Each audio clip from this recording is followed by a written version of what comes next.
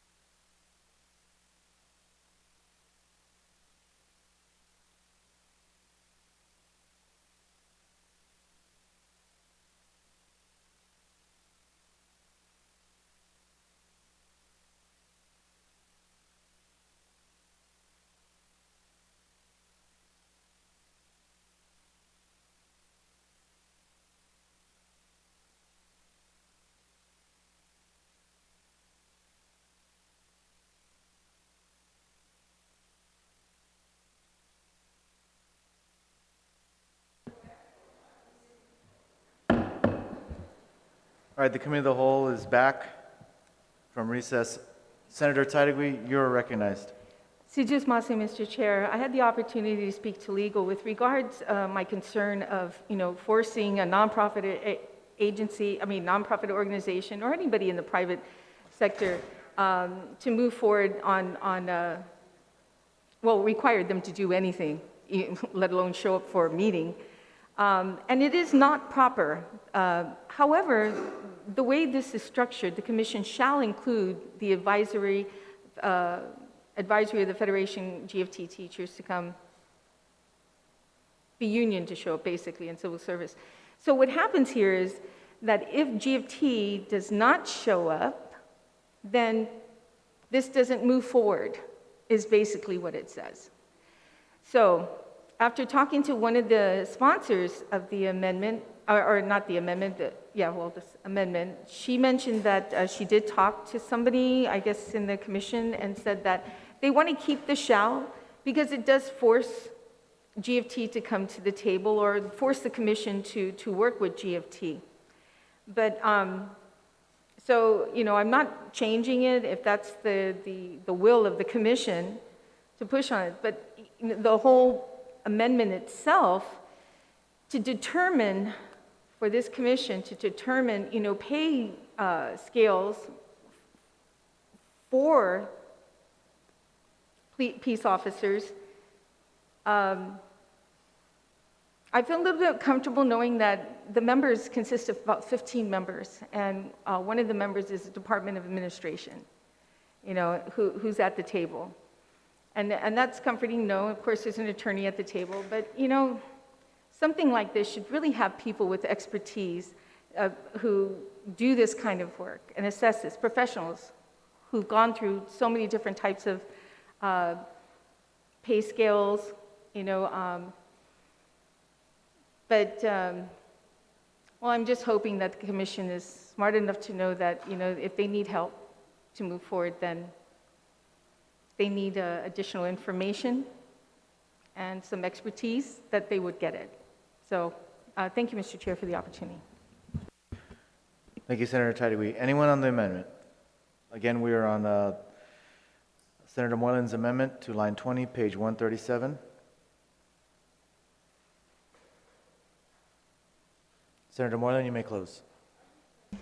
Thank you, Mr. Chair. Sorry, Senator Nelson, you're recognized. Let's see. Thank you, Mr. Chair. We did have several hearings on this issue. And the biggest issue the biggest concern was that in these hearings, we were under the premise that they would just discern on themselves what would be the best approach. However, I feel that this amendment ensures that there's an actual study being done. It's not just willy-nilly, we're going to make it like the military pay structure. And that was what one of the testimonies were from one of the chiefs of the agencies. Like, we'll just make it a military pay structure. If you're an E5, you're going to get this amount and such. And so this is actually putting a structured pay scale in place with the union and the Civil Service Commission. So, we want to ensure that the study is done properly with those stakeholders, naturally, because that's usually what occurs. And it is in the many hearings that we had as far as in CQA, which will this generally impact, is that right now they are seeing an increase in attrition to those that want to go for federal jobs. So the government fronts, hold on real quick. You can keep the clock running, I don't really say much.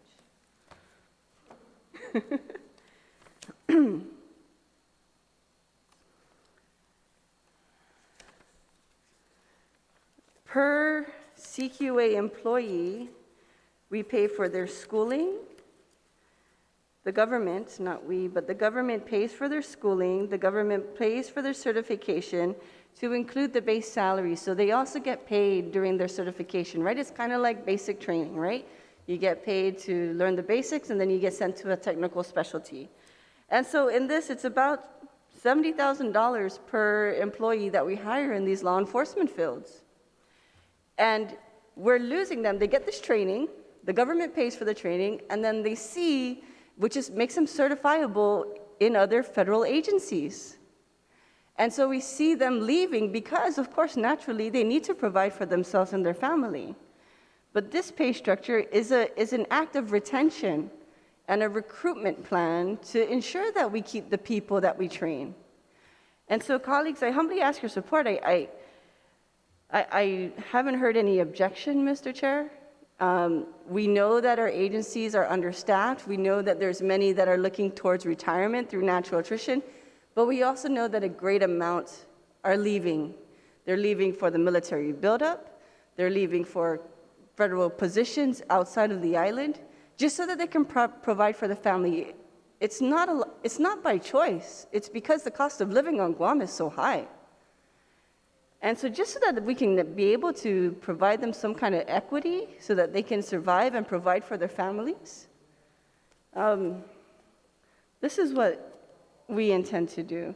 And to make their work is just, to give them some equity in the amount of effort that they put into their work to protect our community. So I humbly ask your support, colleagues. Thank you, Mr. Chair. Thank you, Senator Nelson. Senator Moylan, you may close.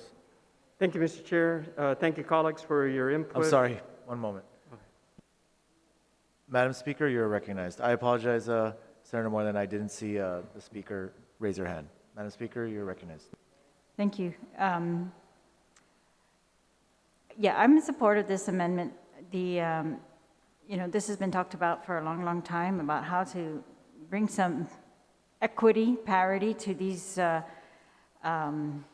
enforcement officials for several reasons. One, of course, is, as the previous speaker talked about, because we are losing them. We're training them and we are losing them to off-island jobs, federal jobs.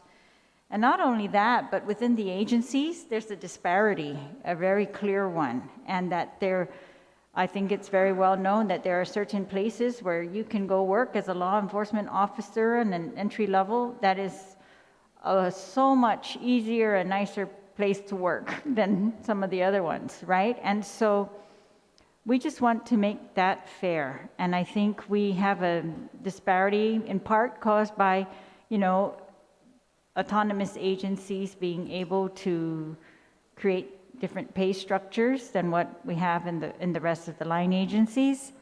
And all these law enforcement officers, it's my understanding, this also includes autonomous agencies. Is that correct?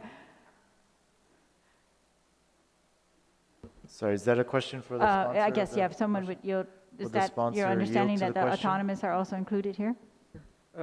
Thank you, Mr. Chair. Yes, thank you, colleague. Anywhere there is a peace officer one, this is where it will affect. So, okay. Yes. Okay, good. Yeah, because that's why I would support this too. We want entry-level officers, and of course those who have committed careers to this, to have good jobs, safe jobs, jobs that they can be proud of, work that they can, provide for their families in a good way.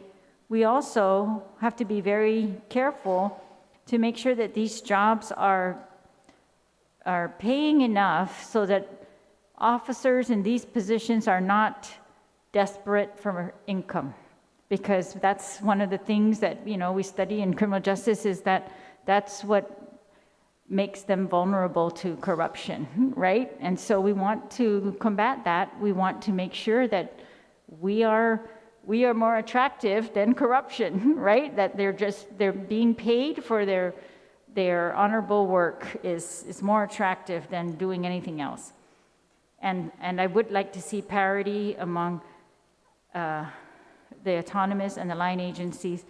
I think it's very clear from me, I'm not a law enforcement officer, but looking in, that working conditions at DOC are very harsh. Working conditions in the Guam Police Department, out in the field, very harsh compared to some of the other agencies. So you see that they move a lot as fast as they can sometimes to these others. So I want to thank those who have dedicated their lives to being peace officers, to protecting us.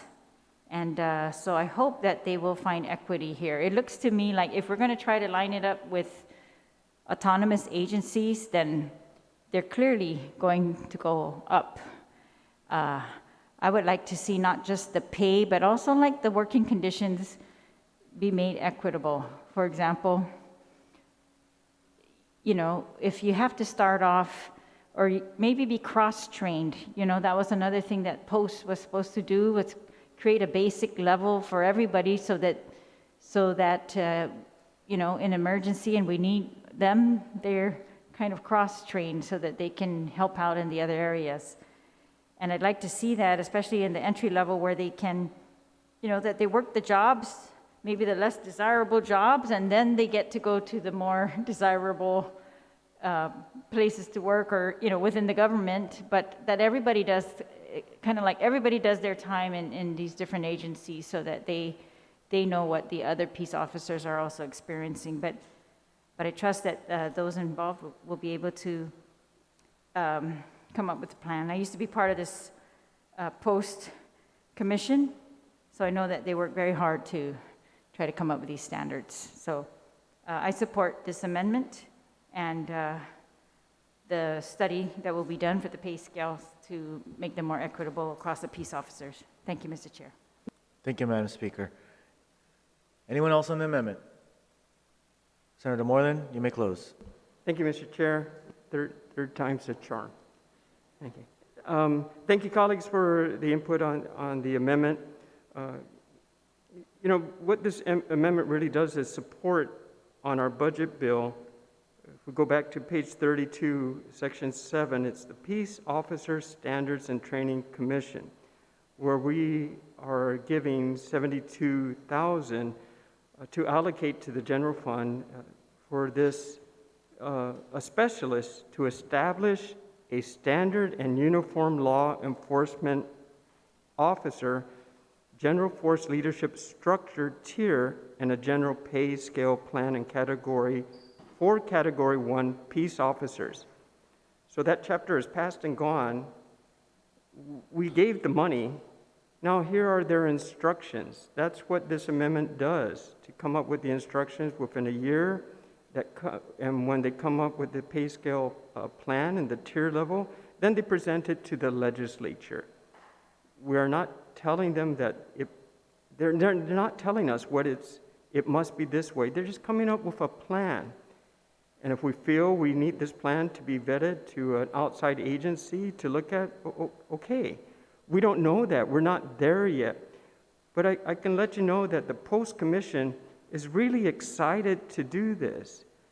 Dr. Fay even took a survey and said, let's do a study with the POST Commission. The POST Commission is comprised of all our different agencies that have peace officers that are really tired of the discrepancies and their pay scale and the structure of how things work.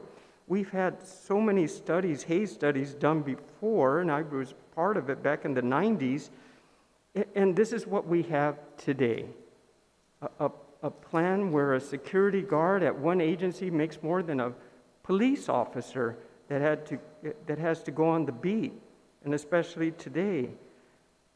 It's so bad. They just really want to help with all their professional and all their wealth of knowledge in the POST Commission, and they actually have a plan that want to present, but this is just giving them the opportunity for them to present it to the legislature, where when there, we can vet this out, and if we want a further study, can have a further study. But in the meantime, we have this position that we already put into the budget. Let's give them the opportunity to present what they want to do for us. And colleagues, the union is part of the POST Commission today. The POST Commission would like the union to be part of this presentation. They asked for it. The union said, we want to be there as well. Whether they're there all the time or not, they'll participate. We're not forcing anybody's hand. So I asked my colleagues to please, let's help them out. They're the professionals that that realize the discrepancies between the different peace officers. They're in this post-commission together, for all the different peace officers. They had to work it out amongst themselves, which was what is best for the safety of our community. Allow them to do that, allow them to present it to us, and then we can vent that out further and move forward from them. But I ask my colleagues, please, they really want to try with the support of GFT. I'm not making anything up. This is all their plan. We just put it into writing. So I appreciate my colleagues' support. Thank you, Mr. Chairman. Thank you, Senator Moylan. On this amendment, are there any objections to the amendment? There's an objection. There's an objection to the amendment. All those in favor? There's 2 calls for roll call. 3 calls for roll call. So, clerks, please call for the vote.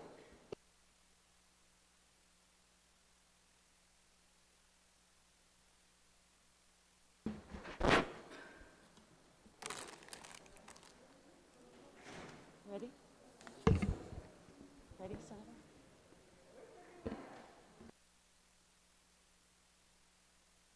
Mr. Chair, can we take a quick recess for everyone to come back into the session hall so we can vote? This is very important. Yes, Sergeant at Arms, can you please see where all the senators are at so we can finish this budget? We do need the assistance of the rest of our colleagues here to pass this budget.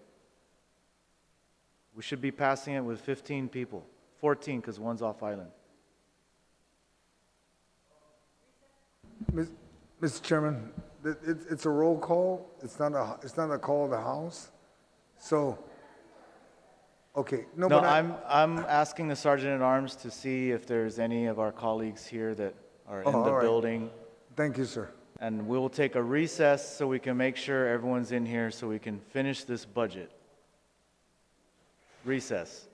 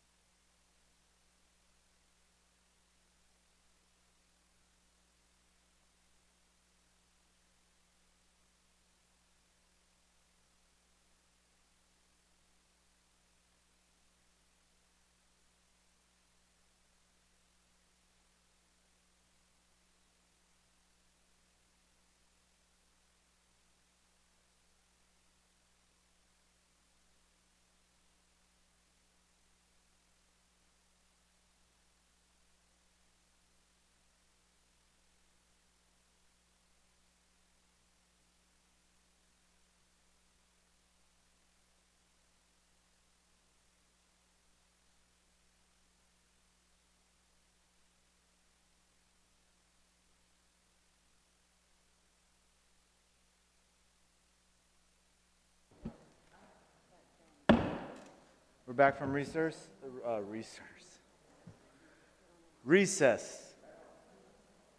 We're back from recess.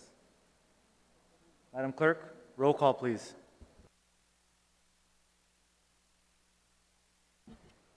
Senator Addo.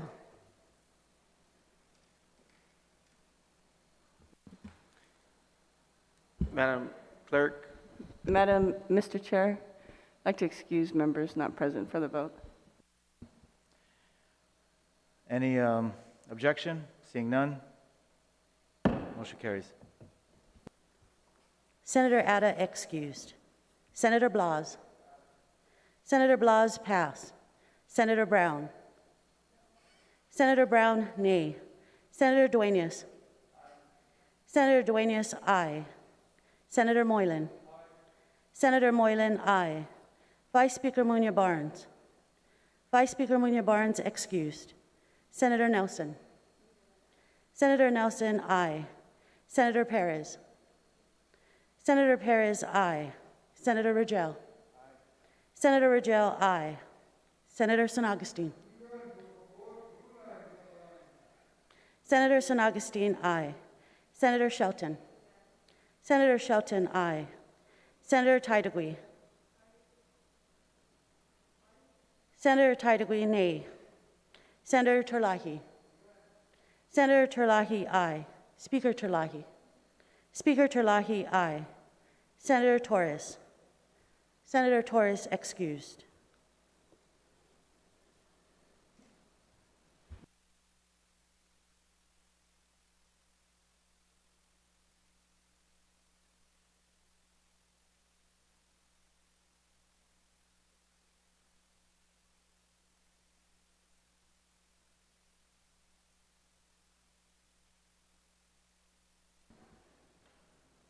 Senator Blas. Senator Blas pass.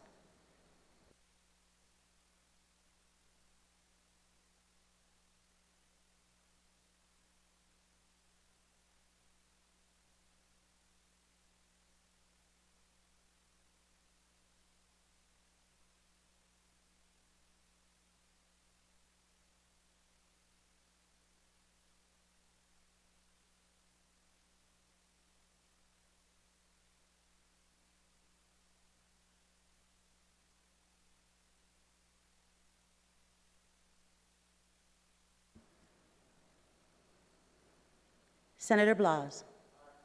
Senator Blas, aye.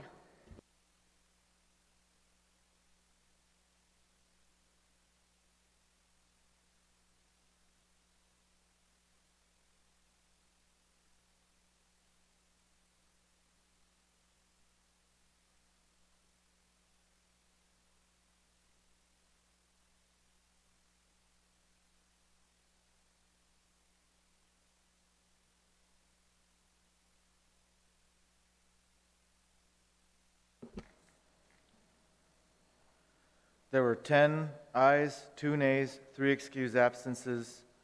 The motion carries. There are now 8 amendments left in this chapter. SB 55 JCM L20 P137 COTW, line 20, page 137. Sorry. One moment.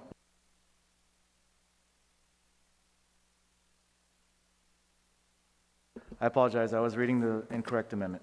The correct amendment is SB 55 JSSA L20 P137 COTW, line 20, page 137. Senator San Augustine, you are recognized. Thank you, Mr. Chair. Mr. Chair, this amendment is co-sponsored by also Senator Shelton. This is just to correct an oversight, obviously, when the bill was first passed. It's in section 6235, subsection A of section 6235, Article 2, Chapter 6, Title 4, Guam Code Annotated. It's to include Guam Community College. As you look at the amendment, all we did was we identified to include Guam Community College. And if the question is for the positions that are identified, there are nobody employed in that position today. If they're fortunate enough to get somebody, then they would get the one-time incentive pay compensation. And in all parts of the law is just to include Guam Community College. But if my colleagues want, I can read the whole amendment. Otherwise, it's just to include Guam Community College, and you'll find them in every part that is needed to include them, even in Section 5, the President of the Guam Community College, and further down, it adds Guam Community College to the law. Thank you, Mr. Chair. Thank you, Senator San Augustine. Anyone on this amendment? If no one would like to speak on this amendment, Senator San Augustine, you may close. Not required, Mr. Chairman. Thank you. Are there any objections to the amendment? Seeing none, motion carries. We now have 7 amendments remaining in this chapter. SB 55 TCN L20 P137 COTW, line 20, page 137. Senator Nelson, you are recognized.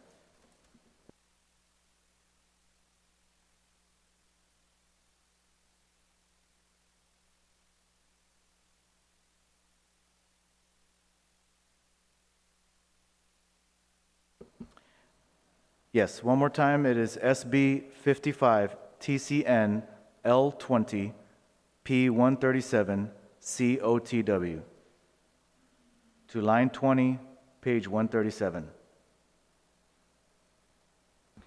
Thank you, Mr. Chair. Mr. Chair, we've had a public hearing on this. We've had a lot of challenges with DOA within the Customs and Quarantine Agency to get them their 10% hazardous pay. And so in order to ensure that the Customs and Quarantine Agency gets the amount that they're owed for the hazardous pay for the job that they have done, we had to institute this amendment. And I ask your support, colleagues. This is just to right-size something, and this is already funded in the budget, as was today, which is why we decreased the general fund for CQA by $664,000, because we saw that OFB instituted the 10% pay. So this is to ensure that this is what the money is used for. Thank you, Senator Nelson. Anyone on the amendment? Senator Brown, you're recognized. Thank you very much, Mr. Chairman. I attended the public hearing where this issue was discussed. And, we certainly, I can see the interest in wanting to put this language in, but I have to point out once again that this is really something that the administration could simply have paid out. We were told that the employees at Customs have not been for quite some time waiting because of issues, whatever they may have been with Department of Administration. But I think we need to point out, this is all one government. And the fact that the administration within their own director of Customs and their director of DOA could not work out this issue to address and ensure that these officers in Customs were paid really is something that I don't know if we think we can administrate it here from the Guam Legislature, which is really not our role. Bring it back up to the attention of the governor and her key directors to see if they'll implement it. But at the end of the day, when we look at this issue, that's really what happened. There's nothing to have prevented the administration from paying the Customs officers. And the fact that they are delayed these many months in receiving their pay really is something that they should be able to answer for. And it's unfortunate because there's no reason why this could not have been addressed. Maybe we feel we need to interject ourselves to sort of semi-administrate from the Guam Legislature. But I just wanted to point that out because when we see things like this that can be and should have been addressed on the other side of the aisle, and it's not, and we're coming and trying to do it through the legislature, because again, if the governor can also ignore this legislation, what are you going to do short of taking it to court? If OFB already put this in the budget, that the funding's there, there's nothing to stop the administration from paying it. There's also nothing to stop, and I'm going to point it out every opportunity I have left for what time we have left in this budget, that there's nothing to prevent the governor also from using the federal money that she's received quite abundantly to have paid Customs. To be told by the Director of Customs they don't have funds to purchase gas, they didn't have funds to pay their rent, And then we end up finding out that supposedly their rent has been raised substantially during this time by the airport. Of course, I think we need to go further and verify it, because we're here on a Saturday evening. I'm not going to object to this reiterating, I guess, to tell the administration what they can and already should have done, because this is something well within their power to have addressed. So I just wanted to point that out, that we're spending additional time here at the legislature trying to administrate the administration from afar to pay these customs officers what they should have been compensated. Thank you, Mr. Chairman, for the opportunity to comment on this amendment. Thank you, Senator Brown. Anyone else on the amendment? Madam Speaker, you're recognized. Thank you, Mr. Chair. My understanding is from Mr. Byrne is that they have paid hazardous pay to March. They said after that, C&Q's, Customs and Quarantine, has not submitted timesheets to DOA. Otherwise, they're paying it. So I have no objection to fixing the statute to make sure that they don't have any misunderstandings going forward, but they're paying it, and OFB has told us that they have incorporated it as well in FY2022, so hopefully there are no further issues, but I support the amendment. Thank you. Thank you, Madam Speaker. Anyone else on the amendment? Senator Taitigui, you're recognized. Seduce Mossy, Mr. Chair. I just have a question to the author of the amendment, if she should yield.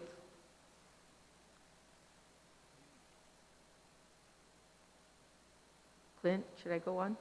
Ask the question? I'm sorry, could you repeat that, please? I have a question to the author of the amendment. Yes, please state the question.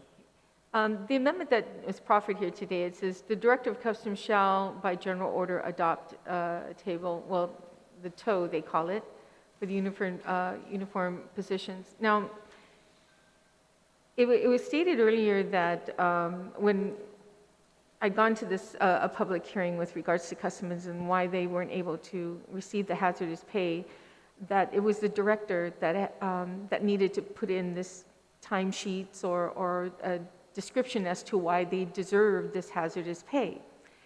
Does this amendment that is proffered in front of us today, does now that change that, where the director is required to submit it to everyone in customs in this, when they're in this position of hazard? Will the sponsor yield to the question? What is the question, Mr. Chair? What's the difference from the current law versus Right. what we're doing here today?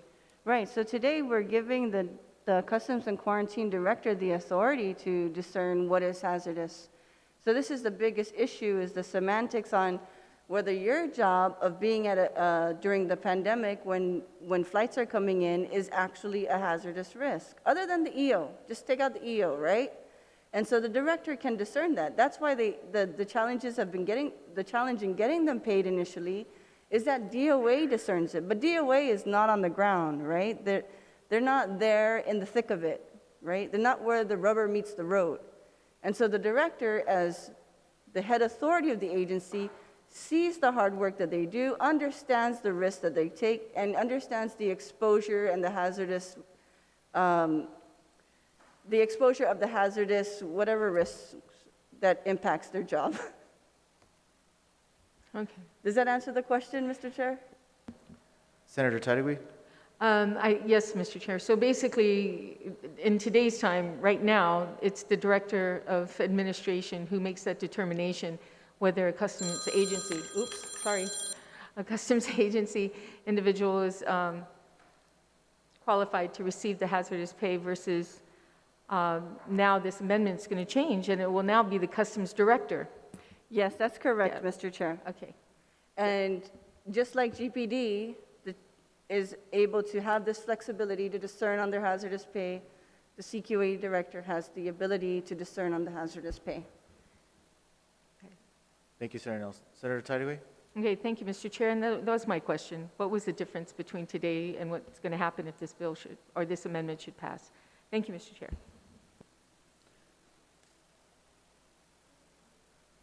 Senator San Augustine, you're recognized. Thank you, Mr. Chair. You know, I rise in support of this amendment. Technically, what this amendment does is bring parity. That means the customs will be treated just like police officers are being treated. The director would have to do just what the chief is doing. He says everybody's entitled to hazardous pay, they all get paid.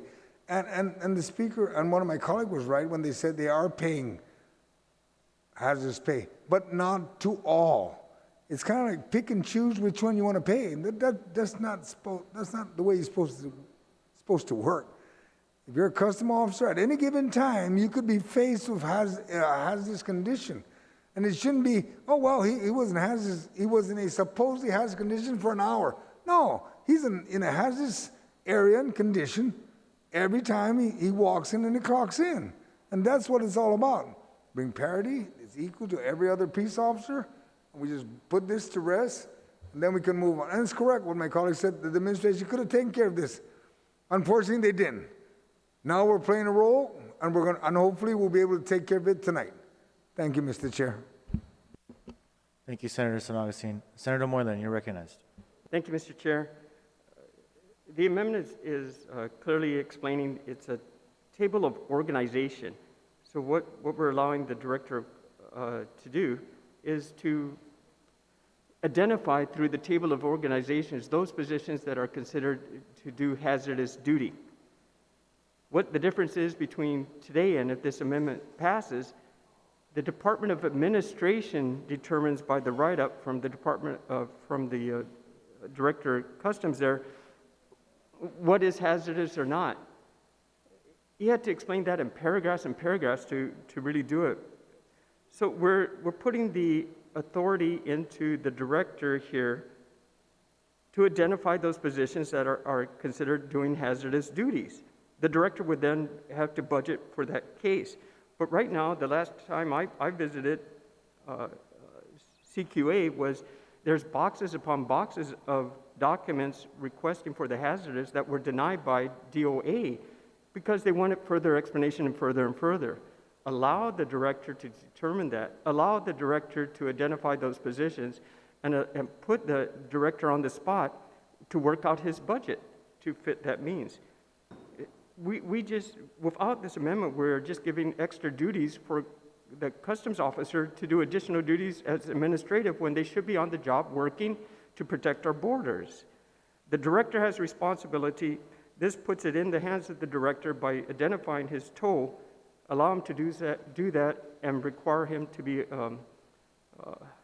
responsible for that. And if can't do the job, then we find somebody else. But I approve this, I agree with this amendment, and I ask the sponsor to be a co-sponsor as well. Thank you, Senator Moylan. Anyone else on the amendment? Senator Nelson, you may close. Thank you, Mr. Chair. I'd like to make that motion now is to add Senator Moylan as the co-sponsor. And I share in the frustration of the body where why couldn't the executive branch resolve this at their level? Why do we have to implement policy to ensure that this was done? And sometimes we have to go, we have to put a little bit more effort to protect those that serve the community.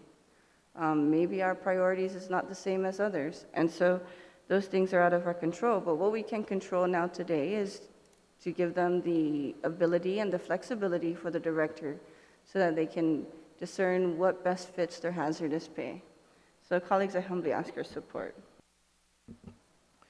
Thank you, Senator Nelson. Are there any objections to the amendment? Seeing none, motion carries.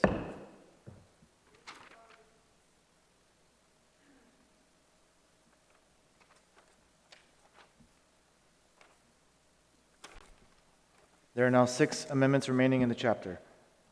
SB 55 JCM L20 P37 Min Wage COTW to line 20, page 137. Senator Moylan, you are recognized. Thank you, Mr. Chairman. Colleagues, we're addressing the minimum wage. I'll just summarize it, save some time. But basically, in a few days, September 1st, the minimum wage is going to go up another 50 cents. When we originally passed this bill, or the initial bill for the minimum wage was supposed to be for a one-year time frame. But we had to, it didn't work. There was an amendment, and we reduced it down to 6 months. Instead of a whole dollar increase, it went down to 50 cents. And then 6 months later, we were supposed to increase it another 50 cents. And that would have been that will be September 1st. That's just around the corner. The idea of giving that time frame, because we were hoping things will improve. It was going well for a bit, but things have changed, and we all know where they are now today with the Delta variants and the new executive order. Not to say anything's wrong with that executive order, and we had to do what we had to do to protect our community, to get our health back into the right place. But regardless, September 1st, the minimum wage is going to increase. Bless you. And the executive order has impacted that. Prior to that last executive order, we had ballrooms were being booked in advance for galas, and I think we had one already, fundraisers events, and things were booking up. But the executive order, this recent executive order, and it's not to say it's bad, but it decreased the social gatherings. You can't have those. Cancellations are happening all the time now, because you can no longer book for that. You can't sell the tickets. You had to reduce the social gathering. It affects the businesses. We're prioritizing health, I understand, but it also affects the businesses. It decreases social gatherings. And when that happens, and for the business, that means gainful employment. Also, those that are still employed got reduced working hours. Other than the big hospitality places, there's also the restaurants. I mentioned earlier, and I was at a restaurant for tonight's dinner. The occupancy drastically changed when these requirements happen. More people, of course, are getting vaccinated. That's fine. That's a good thing. But there are percentages in the restaurant, I've been told by the one management, 80% of it went down, just like that with the executive order. Imagine you have 50 customers a day, and now you can only do that less percent, so you're down to 10. What are you going to do? You're going to reduce your staff, the ones that you can keep. You're reducing your hours, but then we want the establishments to increase their pay. It is now the time to do that. We're only a few days away from this increment to happen. And employers are forced to reduce hours just to maintain their current employees. This amendment is asking for us to consider a 6 months, instead of September, to extend the minimum wage increase of 50 cents until March. Mr. Chairman, I kindly request my colleagues' support as we get through this next variance and the executive orders and get better help, but please help the businesses survive so we can continue to hire and build our economy as well to get our island back on its feet. So I thank you, Mr. Chairman. Thank you, Senator Warren. Senator Duenas, you're recognized. Mr. Chairman. I can hear the echoes in the chamber. Here we go again. In fact, I think some of the allergies earlier are an expression of, but in all seriousness, I agree with the mover of this amendment, and I agree because I consider myself a pretty observant person, maybe hyper-aware sometimes, but I ate at home, take out with the wife. They were very happy that we patronized their business. But on my drive down here back to session, I noticed some of my favorite restaurants. And Mr. Chairman, this is a Friday night. Saturday night. I don't know why my days have been so messed up. Yeah, I guess we all have been here for a long, long time. But Saturday night at that. a Saturday night at that, probably more leisure time going into Sunday. And their parking lots are empty. I've had a number of texts from probably some of my business friends who are as disoriented as I may be tonight. You know, hey Chris, is just checking, is that next month? Yeah, it is. And the one thing that I got, at least from two of the business guys that, texted me and said, okay, it is what it is. But where this is really going to hurt is we're going to try to start hiring in this environment. But it's not just that. I got to reward the guys, my men and women who have stuck it out, who have been with me through this whole thing. And there is no way that the folks we're going to bring on board, that I can just do this for the folks we're bringing on board. That I don't know if they're going to bring them on board anymore, given the situation we're in and what's transpired.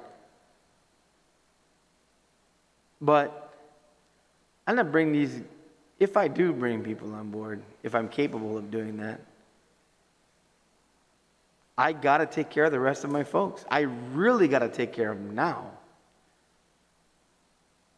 Not that I wouldn't have before, but this is all I got. And I can't look these guys in the eye and turn around and take on folks for an increase in what would have other been the minimum wage that they came to work for me on.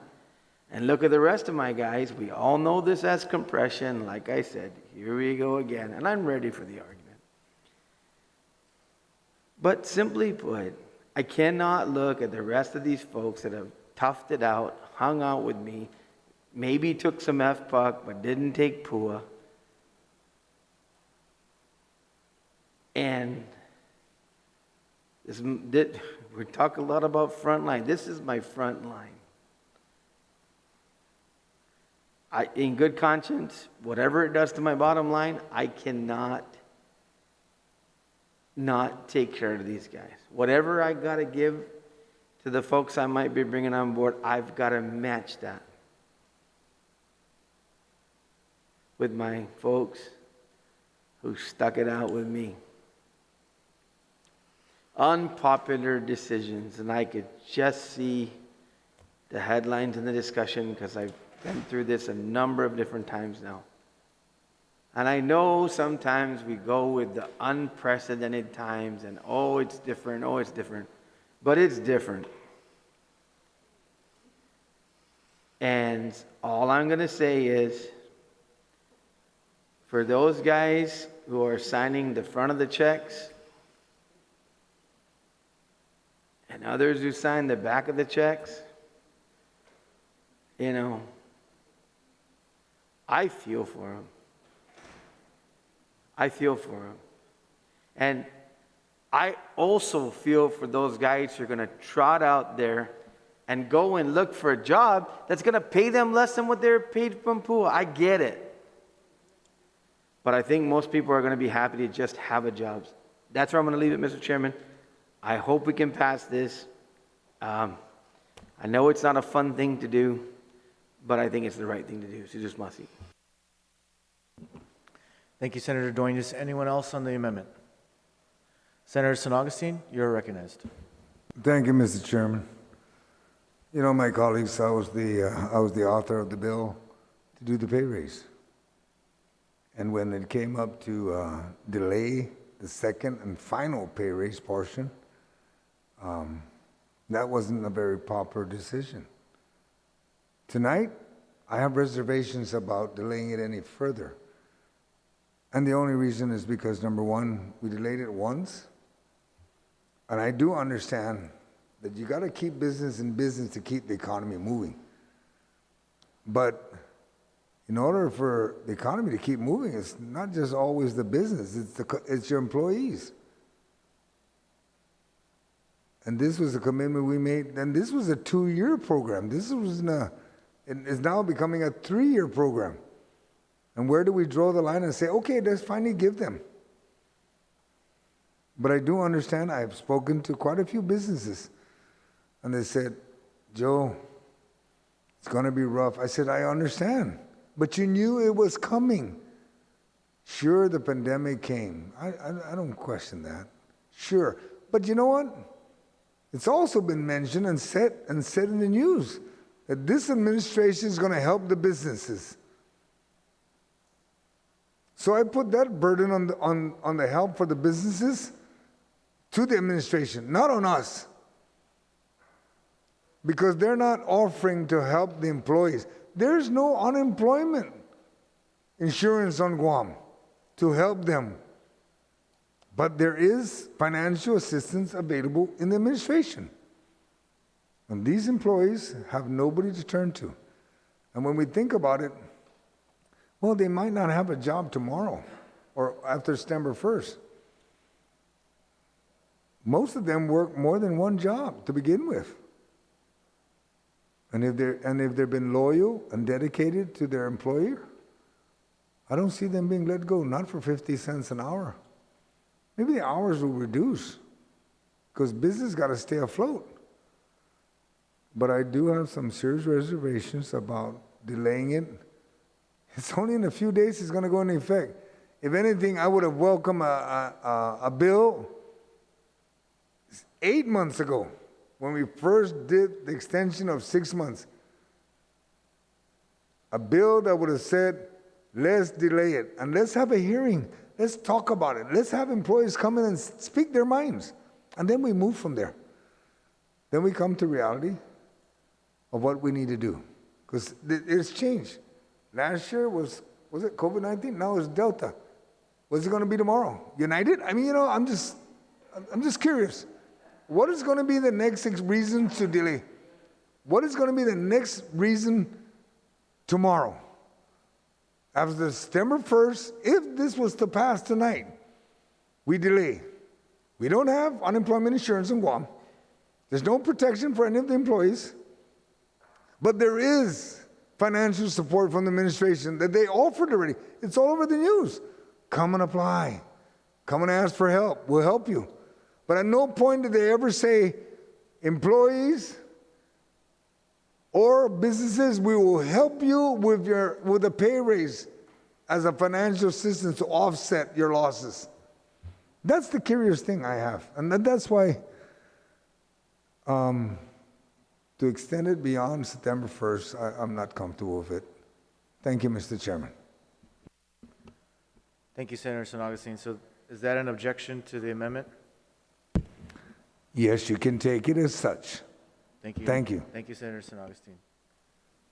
Anyone else on the amendment? Senator Shelton, you're recognized. Thank you very much, Mr. Chair. I rise in opposition to the amendment.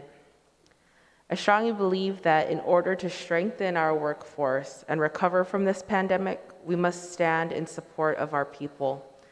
And I've heard the argument that minimum wage increase, that this increase will harm the economy. But I believe that there is no economy without people who can participate in our economy. We all know firsthand of people who work multiple jobs to keep food on the table, to keep clothes on their backs, and basically survive. According to the national study by the Institute for Policy Studies, for every extra dollar going into the wallet of a minimum wage worker, about $1.21 is added into the overall economy. This amendment takes away from our people. We've lost so much in this pandemic already, and we cannot take anything else away from our people. Ultimately, this takes away from our residents' ability to spend money that would otherwise go towards small businesses on our island. Throughout the pandemic on Guam and around the country, you heard stories of businesses unable to hire employees because PUA was paying too much. PUA paid people a living wage to the tune of $945 a week. That means $23.63 an hour. We know this is the standard to strive for, but cognizant of the economy, we must take small steps to reach that goal. Pushing back this date is a step in the opposite direction. This topic has been discussed at least 3 times on this floor since I've had the honor to serve in this body. Through the course of my research, I found that in spring 2019, prominent economists in the US and in the UK published an analysis of 138 state-level minimum wage changes since 1979. They found that jobs were not cut. In fact, in 2014, the 13 states that raised their minimum wages added jobs at a faster rate than the states that did not. That's according to the US Department of Labor. And according to the 2017 minimum wage study done by the Guam Department of Labor, minimum wage households continue to be dependent on other types of assistance, such as family support or public benefits for food, housing, utilities. Mr. Chair and colleagues, the same study outlines that many households share concerns about quality of life as they try to keep pace with higher costs of goods and services on Guam. We need to empower our people. We need to help them attain a quality of life that will allow them to be able to buy food and gas, allow them to have access to health care, allow them to invest in their education and that of their children, allow them to provide for their families. This amendment, in essence, would negatively impact the livelihoods of our people and at the same time hurt our local businesses. We have a community where our residents have the desire to improve their skills to move beyond a minimum wage income, as they recognize that quality of life will improve with better opportunities, particularly the opportunity to reduce the number of jobs held to have a better quality of life for their family. We cannot provide that when the minimum wage is much lower than a living wage. We cannot provide that when you have to work multiple jobs to literally stay alive. This 50-cent increase has been pushed back once due to the pandemic and the stagnant state of the economy. We heard previously from Dr. Roseanne Jones, an economist at the University of Guam, that an increase in minimum wage for these workers would not be a cause of inflationary concern. In fact, economists support private sector wage incentives as the federal government offers unemployment support as an economic stabilizer during the pandemic. Importantly, communities are seeking higher minimum wage rates as an acknowledgement that many of these low-wage occupations are frontline workers where basic necessities of food, sanitation, care are provided at a greater risk. The wage increase to $9.25 represents an increase of $4 a day, $20 per week for full-time workers, the very few among us who provide the basic necessity for our communities. Mr. Chair, I want to clarify that my opposition is not because I'm against businesses, but rather because I believe that more people who participate in our economy will only help our economy recover. Just like we have seen in our history, our people can overcome tragedies, disasters, world wars, but we only do so if we all come together. My vote on this measure comes down to a simple question. Is a handout better than a hand up? No. A small bump for minimum wage is a big bump for the economy and for livelihoods. Thank you, Senator I see Shelton. the time. Thank you, Mr. Chair. Your time has expired. Senator Nelson, you're recognized. Thank you, Mr. Chair.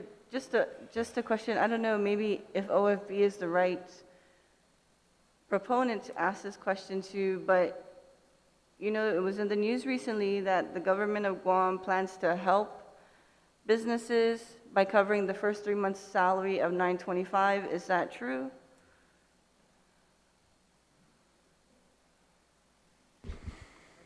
If my memory serves me correct, I did recall seeing that in an article by the Director of Labor.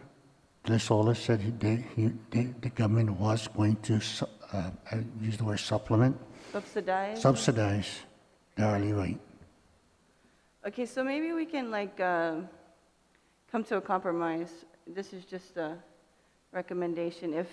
If the sponsor of the amendment would be open, if we can postpone the 925 for 3 months, right? Because if the government is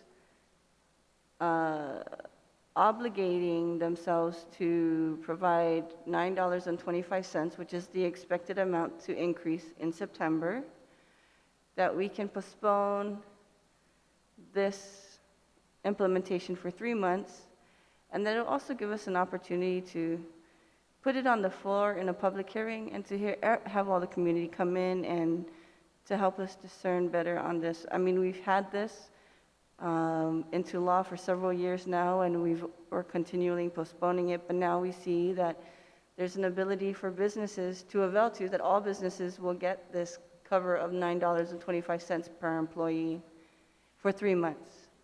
And so it'll give us the time to hear a public hearing and have the community come in. Both, you know, we don't want to pit the employers against the businesses. That's not what I would like to do. I just like to, we know that they're going to get $9.25 if the businesses avail to the program, and maybe we can look at that avenue. I'd like to proffer that as an amendment. And if I need to recess to write it down, I'm okay to, if we can recess to write it down. Just a point of order, point of information, sorry. I'm pretty sure I heard Director De La Sola on the radio this morning saying that he's scrapping that program or putting it off because they announced a GIDA program. So he's going to wait for that GIDA program to help businesses before they do anything else directly for the employees. Point of information as well, Mr. Chairman. There's currently a bill that's been filed for months now that actually does the same program that we could hear and pass within weeks. In fact, I would suggest that program was plagiarized, although abandoned at this point. Ours was for a year of subsidized employment using ARP. So I do agree with the mover of the possible amendment that there's a lot of things we can do for our businesses. There's a lot of things that we can do to subsidize employment if we use certain funds properly. So yes, when that program was announced, Mr. Chairman, that was not new.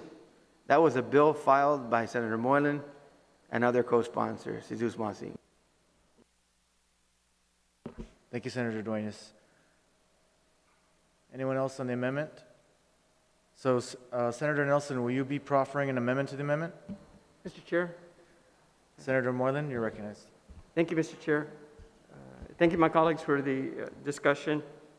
And yes, of course, we're open to, as we listen in the people's house here, all the different opinions, and if we can compromise, that will be helpful. Whether it be one program of the governor's or one program of Department of Labor, whichever we can help. We know we have 600 million reasons why we can help. And if we can do that, then let's do so. But in the meantime, we're placing the people Senator Moylan, do you have are you proffering an amendment to this? Or are you responding to the proposal of an amendment to your amendment? Okay, thank you, Mr. Chair. Yes, I am in favor with the recommendation from our good senator here, Okay, Senator Nelson. before you proceed, let me clarify first if there's actually been if there's going to be a motion to further amend your amendment. Thank you, Senator, Mr. Chair. And then we'll get back to you on that. Senator Nelson, are you going to be making an amendment? Yes, Mr. Chair, I'd like to make the amendment to postpone it to 3 months instead. So there's an amendment to Do you have the exact language? There's an amendment to postpone the implementation of 3 months. Let's take a moment's recess while we figure out the language.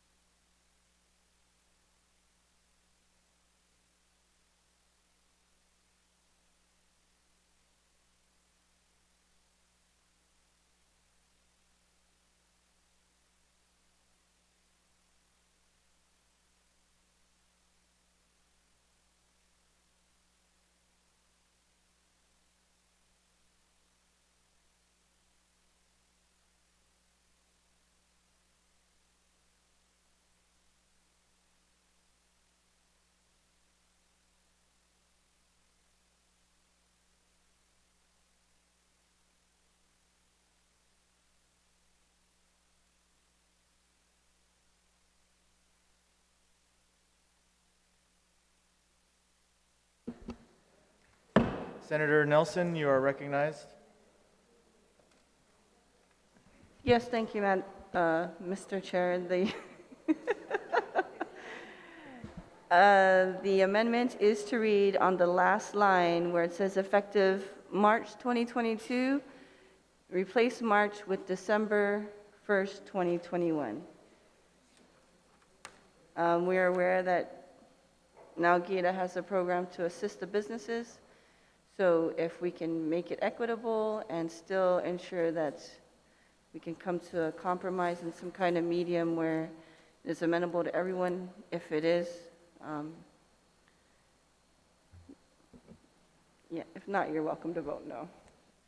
Thank you, Senator Nelson. There is an amendment to change the date that this would be effective to December 1st, 2021. Is that correct?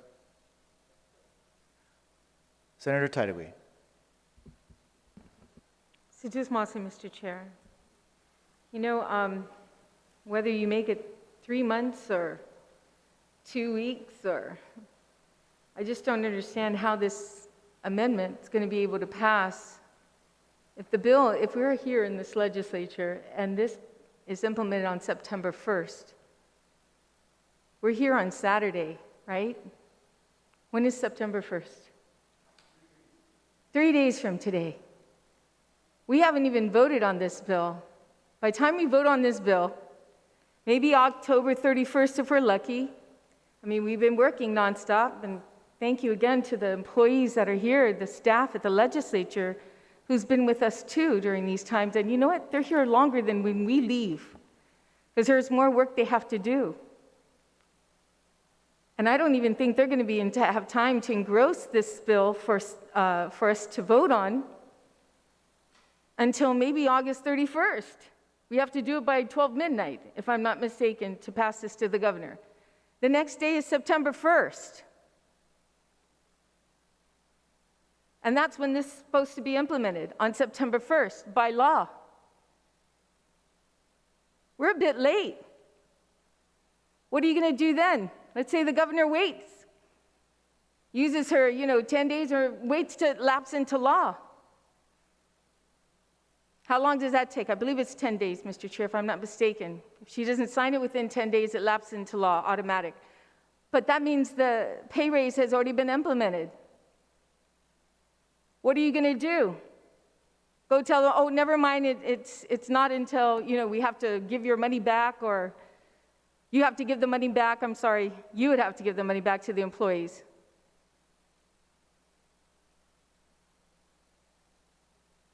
This is really late. So what are we even doing addressing this? Unless you can guarantee that the governor is going to sign this on September 1st into law.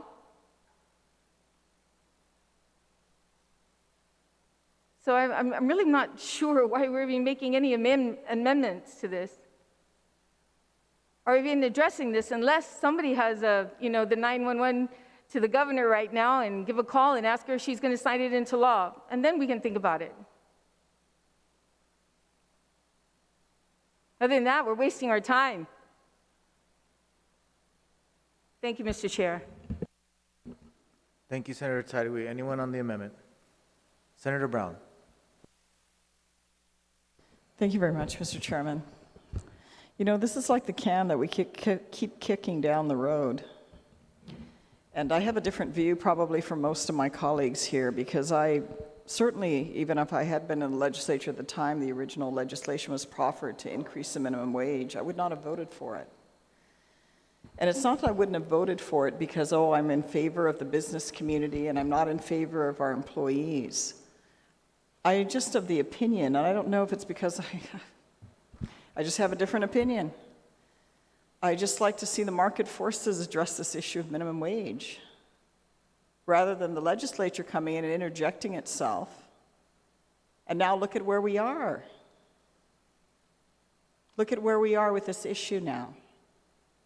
If I recall a few months ago, our term had just started, I actually heard it on the news that the representatives from the business community were working in agreement with the administration to compromise on 6 months. Let's do 6 months. And everyone said, yeah, let's go do 6 months. We voted yes, let's move it down for 6 months. So now the 6 months, look how quickly it has come and gone. And we're at a time of uncertainty, tremendous uncertainty right now. All we know is that our kids are not going to be in school on Monday. We see every day the numbers of our people that are being adversely affected by this COVID virus. And yes, my dear colleagues, as we've seen in the last few days, we see some of our smaller businesses, and you're right, the small restaurants, even the bigger ones that we go to and patron, that either are closed because they just don't want to deal with this whole issue of fines and everything else and having to ask their patrons to show their cards, or even the larger ones that are even open. You walk in and the capacity of customers are not there. That's the reality of what we're dealing with outside this session hall. A lot of uncertainty. But you know, right now, gosh, if I stay in here and look at the reality in here, I feel like instead of the song saying it's raining men, hallelujah, I think it's raining money out there, hallelujah. Because we want to interject ourselves so we can say we are giving the people of Guam a raise in the minimum wage. And I've always looked at these positions as the starting positions. This is not something I would hope anyone who's working out there in the business community, it's the hope that this is where they start and that they will aspire to bigger and better opportunities as they gain more work experience, have more skill sets that they can contribute. Colleagues, either way you go, you're stuck either way because you're going to upset and disenfranchise either the business sector that is sitting here going, we're going through all this crisis and you want to raise the minimum wage on us. It's going to affect not just the entry-level employees, but every other employee after. And then those that here that want to say, oh, we're supporting the employees at a time when we don't even know what's coming. We don't know what's coming. So I just maintain I will not vote for this. And even if we have another minimum wage bill before the legislature for the time that I'm here, I will not vote to support it because I just really don't think we should be interfering in this process. We should allow the natural flow of our economy to operate as it needs to, because I'll tell you, when they need qualified, competitive workers, they're going to pay the money that they need, the quality money that they want for a quality employee. Because you need that. You can't sustain yourself without it.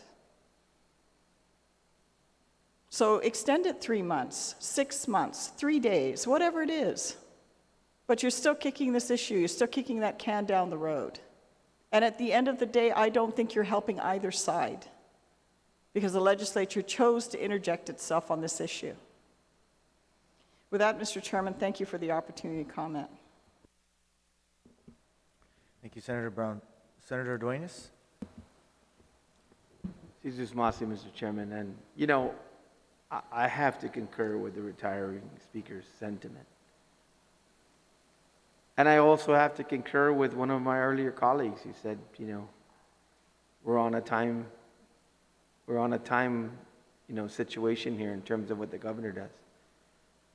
Perhaps we amend the amendment to say, upon the passage of the bill, I don't know. Tinkering too much? Who knows? What do we do? Where do we go? What I do know is, once again, because I know it's here we go again, I cannot ignore some of the comments from my good colleague who, well-intentioned to talk about this minimum wage and standing up for it and doing it because it's about insurance, it's about good wages, it's about this, that, and the minimum wage has never been designed to do that. And yes, certainly, a hand up. I don't know if it's a hand up. I think minimum wage is a pinky up with 50 cents. And that's the craziness of the argument. Those who would say, you evil businessman, you know, it's $25, you know, per my paycheck next time. Can't you give me $25? But they don't think about everybody else upwards that you cannot change. Yes, it's $25 to you. It's everything else that they've got to deal with within their structure and whether or not they can shoulder passing along that cost of their product. Inflation is insane right now. We know it. we go to the stores.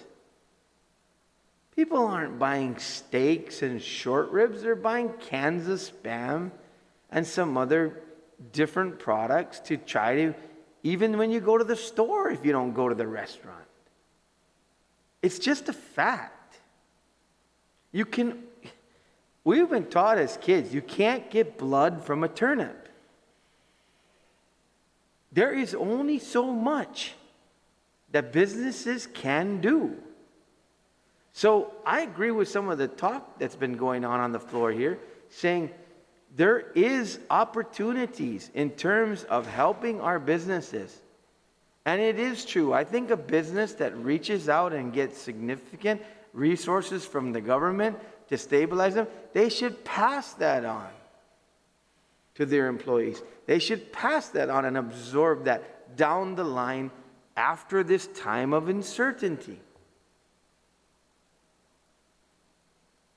So I don't know where we go, but this is not the time, I think, for an economics discussion in terms of what a minimum wage can do or what quality of life can do or what PUA did, because it was so much larger. It was a living wage. Then let's just throw it out and put it up to $20. I'm waiting for that amendment because that's a living wage. But that's what I mean. I mean, as ridiculous as that sounds, what I'm saying is I don't think this is an economics discussion. This is a discussion of whether or not, even as little as it might be, and what it might be for now with regard to this pause, do we do it? Do we do it with regards to the timeline of when the governor may or may not sign, or whether this bill even passes? So everything's up for speculation. But if we put it in with whatever safeguards are in place to say that it has been extended 3 months, if we accept this, then we do. If we don't tinker with it, forget it, it's done. But the fact of the matter is I just can't accept that this is what we're going to do tonight. And I do agree, move on. But an economics discussion is not what this is about tonight. This is maybe about giving businesses a little bit of help, again, for 3 more months while we figure out what the government's going to do to try to make sure we use precious resources to help our businesses. And yes, those businesses should pass that gratitude on and take care of their employees. That's the balance of what I have to say. So just must say, Mr. Chairman. Thank you, Senator Duenas. Anyone else on the amendment? If not, Senator Nelson, you may close. Senator Moylan, did you want to speak to the amendment? Thank you. I apologize, Yeah, Senator no, Moylan. sorry. Yeah. You're recognized. I just wanted to enjoy that a little bit more. Thank you, Mr. Chairman. Thank you, colleagues, for the discussion on the bill. I appreciate all the information. And likewise, we all know we want to do the right thing. So it's a matter of our opinion. And eventually, as we come through the COVID, the variants and all that, and I'm sure we can overcome, and our businesses will come back. And prior to the COVID, our businesses were doing well, and our economy was doing great. We were almost at a fantastic budget that we were looking back to do to really make everybody happy and satisfied and provide this government service we so truly need to do. But today's different. And that's why I'm in favor of this, the initial delay, or rather compromise at the 3 months for this purpose. Like the governor did initially when we initially offered it when it was initially introduced for 1 year, and the governor came back for 6 months. And we were hoping it would work, and that's why the agreement was made. It did not. The situation is back to where it was. And good points were made, and if such happens that this passes and signed into law, and maybe there was a slight increase at that point, well, the law was the law then, but this is the law now. You're not going to take somebody's wages back because things change. That's ridiculous. But we have a brighter future to look at, and the employers will be looking for employees that they can really want to keep. And that's where, as my fellow colleagues are saying, is allow the market to do that. And it's going to be a hard time getting great employees because so many are inside the fence and working federal jobs. And as we see with our customs agents and our peace officers, where they're being recruited to work on the federal side, good for them. And likewise, good for the other employees that are looking for better livelihood for their families. But for the businesses to keep their employees, they need to make a profit. And they need to provide the service, and they need to keep the best employees possible and providing them with the benefits and salaries to be included. And to do that, you first must need customers. We do not have the customers, and PUA is ending.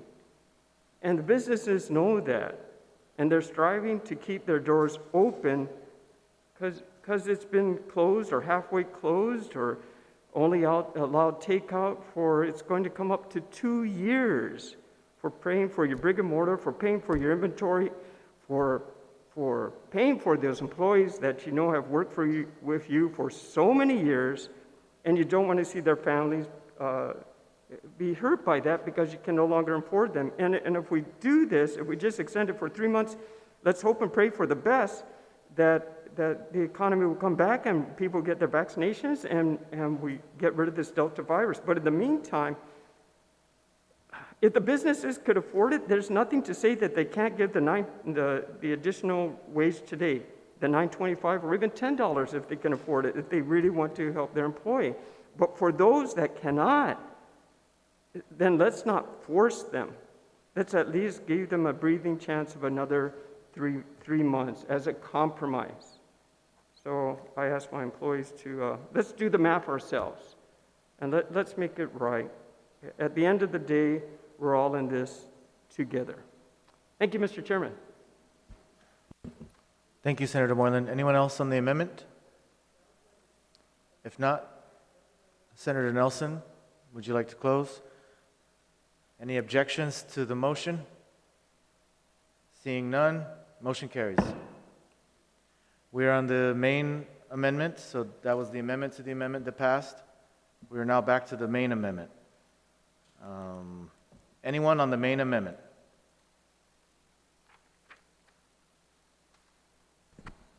Senator Taitigui? Mr. Chair, I just want to again let my colleagues know that, it's only 3 days away between September 1st. This law is going to go into effect. And like I said, what are you going to do then? You're going to have the employer have to ask for the employee to give the money back? It's just complicating things at this point. It's not that I'm not in favor of businesses. Of course I am. I think our good colleague from Chalampago mentioned that, you pay for good employees to work for you, and you pay them the money that they deserve. And definitely, if you're trying to get somebody to work for you and to get them to stay, you have to pay them what they're worth. And it's above minimum wage, actually, most of the time. This, I'm not going to prolong this because think about it. This budget bill will not be signed by the governor on September 1st. So, thank you, Mr. Chair. Thank you, Senator Taitigui. Anyone else on the amendment?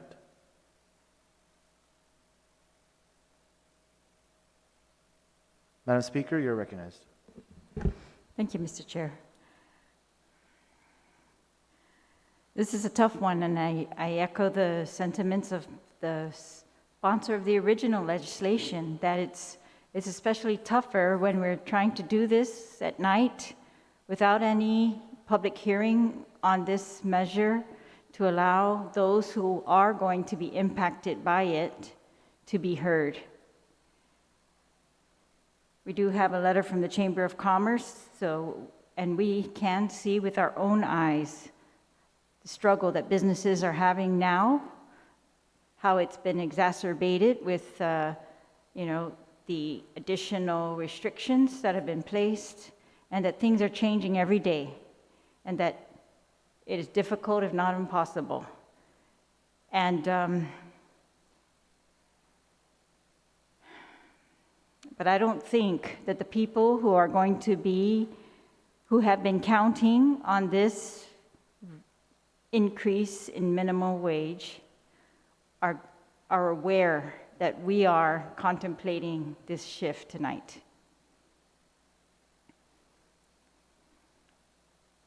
I think we have to recognize business hardship, but we cannot forget the hardship of the individuals and the families that make up our community. The whole point behind raising the minimum wage was to increase their ability to care for their families and their spending power.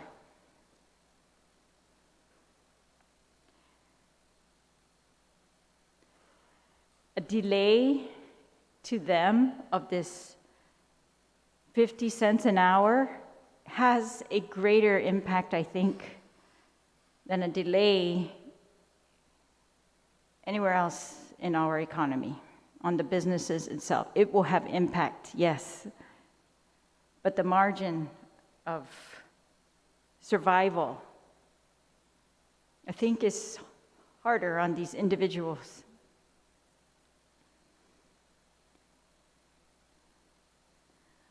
A delay in getting them this minimum wage, it's a delay under extreme circumstances on top of a delay, an extreme delay in getting them their rise payments, on top of delay in getting them their tax refunds. It's delay after delay that really exacerbates their ability to work and take care of their families, as opposed to simply trying to live on public assistance. And I think, this is a tough one, but we have to try to not be the source of the delay for them as much as possible. But we can't do this alone. We need the governor to help us. We need to work together. We need to get that $600 million out to the people. We've got to get it into their hands because they are in need.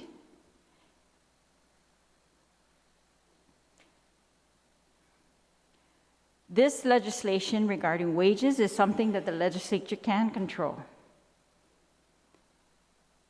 The governor has promised that she is going to help these businesses. She's got programs lined up at GITA, for example, that she has announced. Can't even remember what day we're on now. It's Saturday, so she announced it last week, just in the last few days, that they are ready to roll those out. It's very hard for us when we can't see the entire plan. We can't ensure parity. If we knew the whole plan, we knew where to fill in the gaps. But we can't see that plan now, so I say we don't delay in giving these people this very small increase that might help them take care of their families, and that we allow the governor to use the $600 million that she has to help the businesses. Go ahead, combine the programs, require that businesses who are going to avail of assistance from the government try to meet the $9.25 minimum wage, or at least make them a priority somehow. Try to help all of them. We all, as everyone has described, that's how the economy works. It's a circle. We've got to help them all. And so I just don't want, I can understand the businesses, the impacts on them, the hardship that they're going to face, but I'm going to trust that the governor is going to be able to use her money to assist those businesses, and that we can assist these individuals and these families instead of giving them a further delay. Thank you, Mr. Chair. Thank you, Madam Speaker. Senator Blas, you're recognized. Thank you, Mr. Chair. Mr. Chair, first off, I want 2 more minutes on my clock because of the same time that you gave to somebody else as well. Because, Mr. Chair, I can't sit here and be quiet anymore. You know, right about the time when we went into lockdown and we had, March 20th, 2020, I was a businessman. Trying to run a small business that was on for 20 years.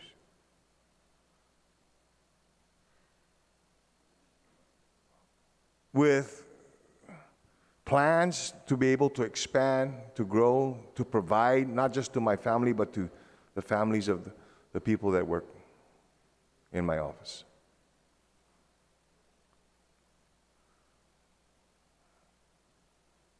Today is just another day within the next 30 to 45 days. I've got to make a decision as to whether or not I can continue that business.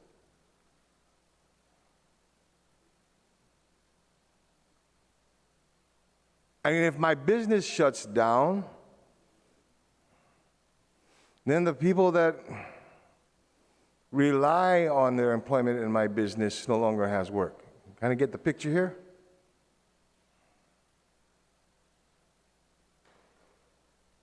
I've sat very patiently and quietly in this session hall for the last, while we're talking about the budget and talking about being able to provide so that the government can survive, so that we can start to pay down these debts. Not once have I heard anything that we can provide for the economy so that we can grow it.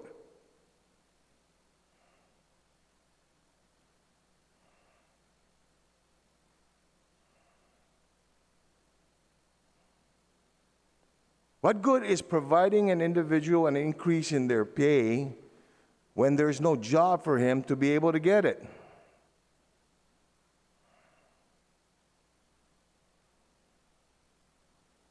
And I have to agree with my colleague over here, and as far as we're caught in a dilemma, because no matter what we do in the next 2 days is going to happen. Well, apparently, the other branch of government feels that this body doesn't have to get in the way, and she can produce an executive order that can suspend it.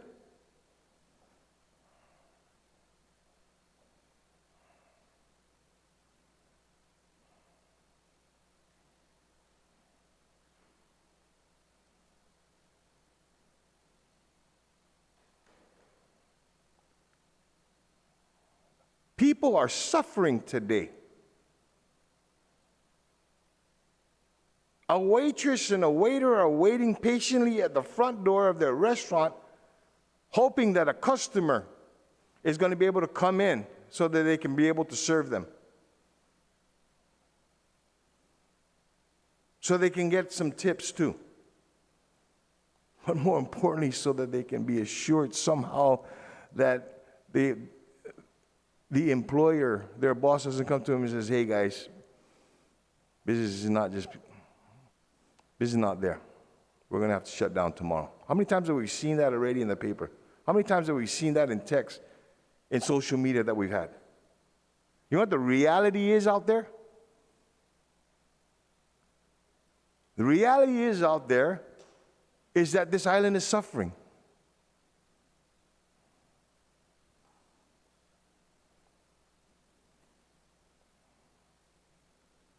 You know, one of the reasons why I ran for the legislature was because there was that us versus them mentality.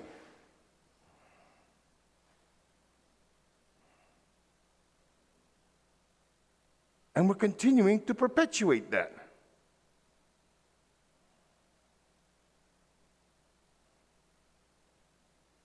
I'm sure that when we first discussed the minimum wage bill, there was no such thing as COVID-19, coronavirus, Delta in our vocabulary. There was no such thing as lockdown, restrictions, executive orders that continuously that go on. I think right now we're up to number 23 for this year in our vocabulary. I'm sure there was no such thing as food distribution lines and testing lines in our vocabulary, in our discussions. Why are we forgetting in here that it exists out there?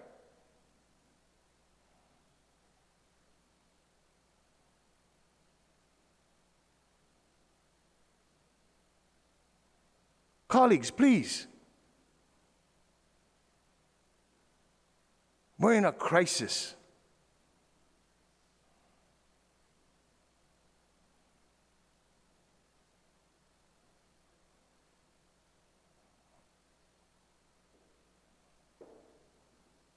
I'll save you, Mr. Chair. Thank you very much. Thank you, Senator. Anyone else on the amendment? Senator Moylan, you may close. Thank you, Mr. Chairman. Thank you, colleagues. For the time frame of this bill and the time when the governor passes it, well, if it's passed this September 1st, well, that's the law then. So what happens after if we pass this amendment and this budget becomes law? Well, that's the law now.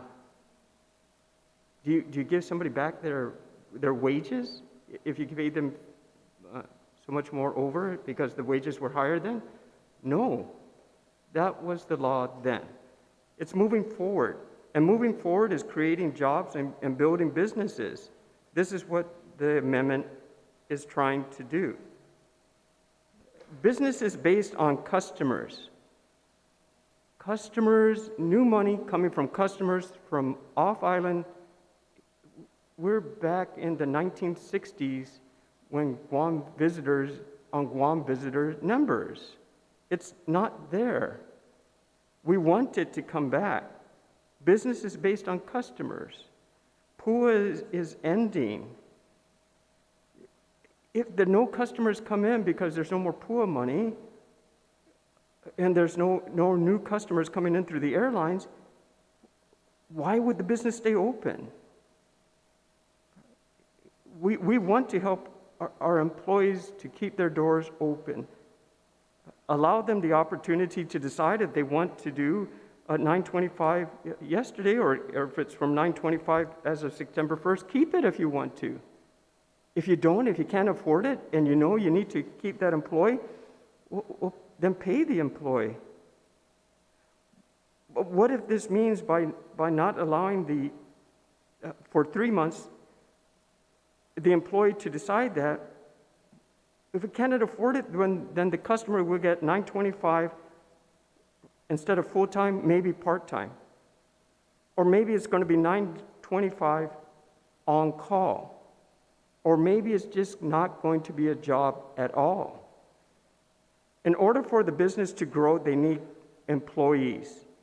And if they can't have the customers to pay the cost of the employees, then therefore they're not going to have the employees at all. 3 months, folks are getting vaccinated. Thank goodness the hospitalization is not so high. We're hoping it won't get any higher. People are going out there to get vaccinated. Let's see what 3 months can show us. Let's hope and pray that things will get better and we can open up our businesses once again. But to put this on the employer now, when we just took another hit from this executive order, which is not saying it's bad, it's just this is the reality of where we're at, and now we want to force this upon the employers. Why? They want employees. They need employees. They want the best employees. They want to keep them. And they can still have the 925 if they so wish, if they can afford it. But if they can't, allow them the flexibility. 50 cents is not much, but for an employer who has payroll of $80,000 a month, that's a lot of money. An employer who has hotels at $300,000 a month in wages, that's a lot of money, 50 cents. And they need all those employees, and they want to keep all those employees, but if bottom line is not there, then I'm sorry. They're not going to walk away from the business. They're going to try to find somebody else that can take it over for them, but will they hire those employees? We don't know, or they would try to reduce it even further and then resell it later. We want our small businesses to stay here through thick and thin to support our economy. We want to build businesses so employees may one day, if they so wish, will be interested in opening up their own business to support our community and hire people as well. So I ask my colleagues, please consider this compromise of 3 months to December 1st of 2022 for the minimum wage increase. 21, thank you, my apologies. Thank you, Mr. Chair. Thank you, Senator Mullen. I believe there were objections raised, so I want to first ask if those objections still stand, because there were amendments made. There's still an objection. With that, all those in favor of the amendment, please signify by raising your hand. Motion fails.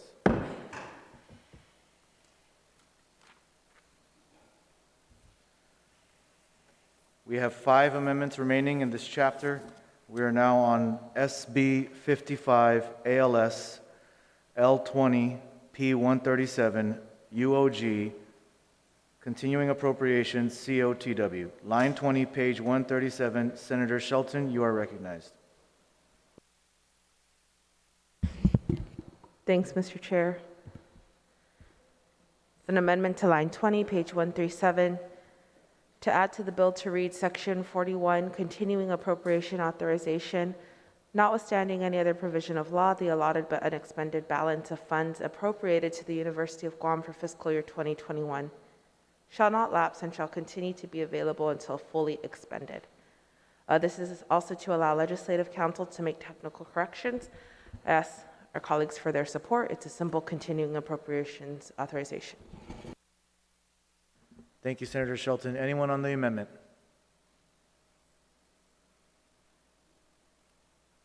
Seeing no one, Senator Shelton, you may close. Any objections to the amendment? Seeing none, motion carries.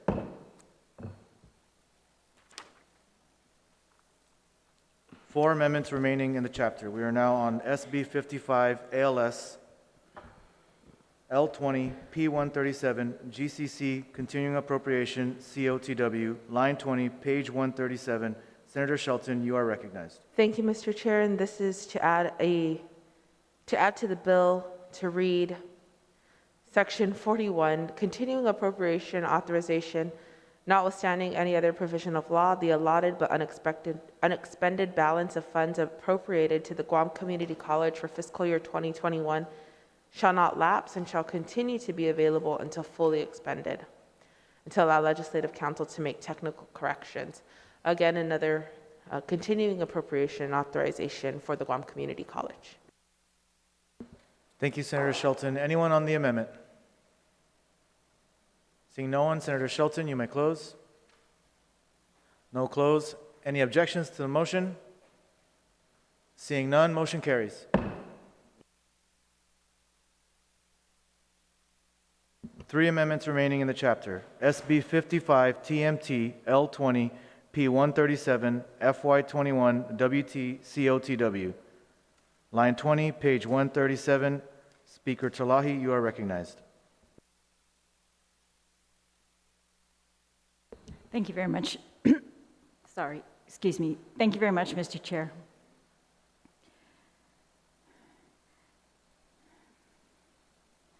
This amendment, again, is an attempt to put more funding into our provision for tax refunds. Because as we stated earlier, before the $74 million that was originally in our budget, and now the $67.9 million that has been adopted a couple of days ago by the body for a provision of tax refunds, it's not enough to pay tax refunds faster. So normally we set aside a gross amount of $145,000 in general funds for tax refunds every year, because we roughly have to pay out about $40 million in regular tax refunds, $55 million in EITC refunds or credits, and about $60 million in the child tax credit and additional child tax credit. So for regular tax refunds alone, plus EITC, we need about $95 million in cash to pay these refunds immediately in cash. So this year, we're opting to set aside $67 million because we are counting on the estimated advance payment on child tax credits and additional child tax credits of 61 million and some. And we are counting on 15.8 million in EITC reimbursements, which is left after the 40 million of the EITC is set aside for the hospital and DOC. But unfortunately, we do not know when the EITC funds will be available and if they will be an advance payment or a reimbursement. So if EITC is not paid in advance to us, then we will need to pay 55 million of local funds for EITC refunds. Also, the 40 million of non-EITC and non-CTC, or child tax credit returns. And we've only set aside 67 million to pay for that 95 million in returns. So fortunately, the child tax credits is coming as an advance, so that cash will be available, but until the EITC funds reimbursement becomes available, the government will have to pay those EITC refunds and regular tax refunds. So this is why I'm proposing to add $20 million from this year's FY21 budget for additional tax refunds. So based on the July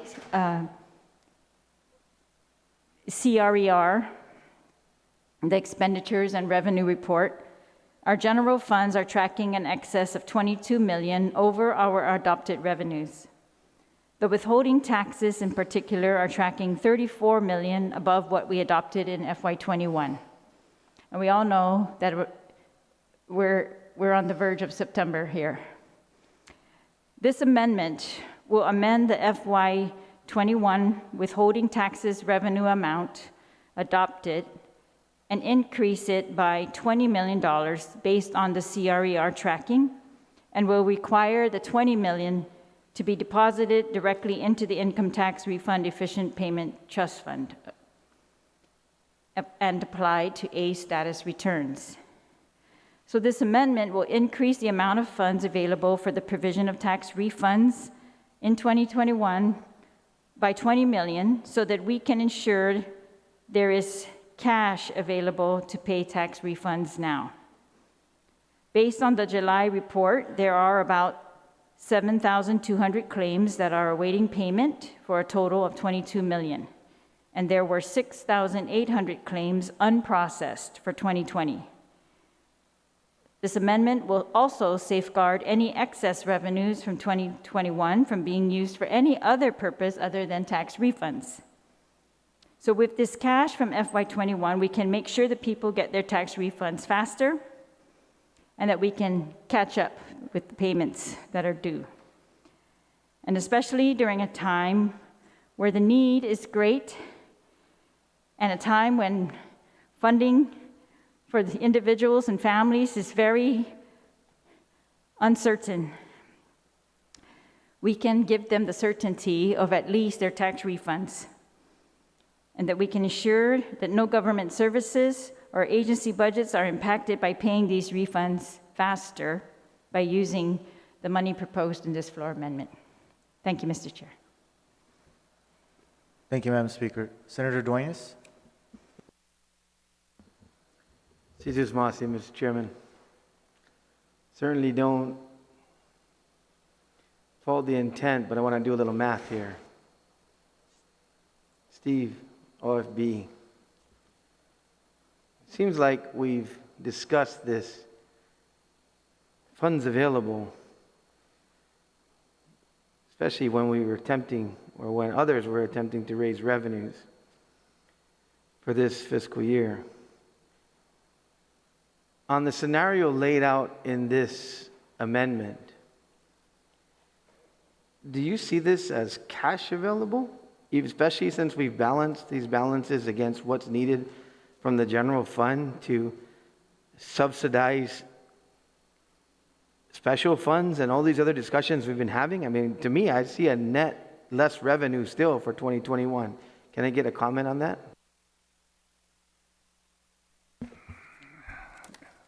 Yes, Senator. You know, I'm looking at the amendment, and what the amendment is proposing to do is to take the current surplus right now in the withholding taxes, interest, and penalties category reflected in the taxes in public law in Chapter 1 of 3599 and move the excess money right now, because right now if you look at the CRER report for July, it's showing a surplus of $31,774,466 in withholding.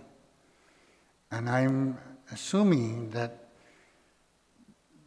the provision is taking 20 million of that surplus now and trying and moving it into the provision for tax refunds, increasing, because right now the provision for tax refund is 125 million. So what the proposed amendment is doing is to move a portion of that excess money now of the 31.7 million into the provision of tax refunds. Now, my only concern right now is that the bottom line is according to BBMR, we're tracking 19.6 million, which is slightly below the 20 million that's being transferred. And if this continues, and say by the end of the fiscal year we surplus anything above 20 million, then we can assume that we can kind of cover all the shortfalls that are represented in all the other categories, on all the other revenue categories, and still surplus 20 million or more. If it doesn't, and it falls below the 20 million mark on the bottom line of revenues, then this would actually cause a shortfall in the collection of general fund revenues for FY21. So, right now, like I'm saying, just using my BBMR's CR report, we're only tracking we're expecting to track 19.6 by the end of the fiscal year. We still have the month of August and September to go. So as I said, as long as we surplus 20 million or more, this provision would be, I would think it'd be okay to do. But if it tracks 20 million or less, this will cause a shortfall in total revenues collection for FY21. Steve, in your years of budgeting, have you ever seen a motion to place into a subsequent fiscal year budget a current fiscal year forecast for anything, especially since we don't even know if this would be cash? Okay, this is not for FY22. This is for FY21. She's proposing to do this in FY21, not for FY22. So I realize that, Steve, but we're passing an FY22 budget. You're absolutely correct, sir. You're passing a bill, an amendment into a bill that is going to be the fiscal year 22 budget, accounting for the fiscal 21 fiscal year. I'll tell you, Senator, I have, in all my time in the Bureau of Budget, I've never seen this type of amendment being done to a current year budget. That's all I'm going to say. Another thing, Steve, that I want to use your expertise and your experience in terms of paying debts. The final quarter debt in the last month of the fiscal year. And I know we've been criticized before on why we appropriate Section 30 funds to the next fiscal year, but the reality is we use it in that same fiscal year. Has it been your experience that windfall between $68 to $75 million that comes in typically in the second or third week of September goes to exhaust all tax refunds and other debts for the government of Guam? Senator, I'll tell you, the entire Section 30 money is not used to pay for tax refunds. A good portion of it is normally used to pay tax refunds. But and from my recollection, going back, not the entire Section 30 money is used for tax refunds. But Steve, in your recollection, not the entire, but it certainly more than likely eliminates the balance, because what happens, especially now, with it being a law that you cannot go past, and that witching hour comes in October. Any governor worth their salt not wanting to get themselves involved in violating a court order would take care of all tax refunds that are cleared for status A within September, to make sure they don't miss the deadline on October 30, which is exactly that time that elapses from the April 15th deadline. Senator, I will tell you this.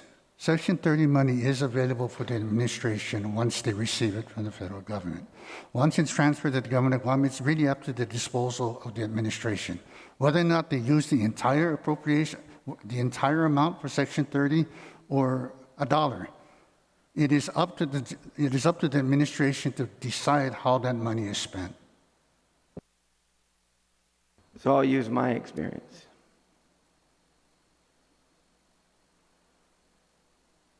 I'll use my experience in sitting before a fiscal team in September, and in being part of that notification from an agency saying, you better have encumbered everything, and you better make your report to us by September 10th, because any expenditure after that will be an audited expenditure, and if it prevails, it will be taken care of after the new fiscal year, because we're closing.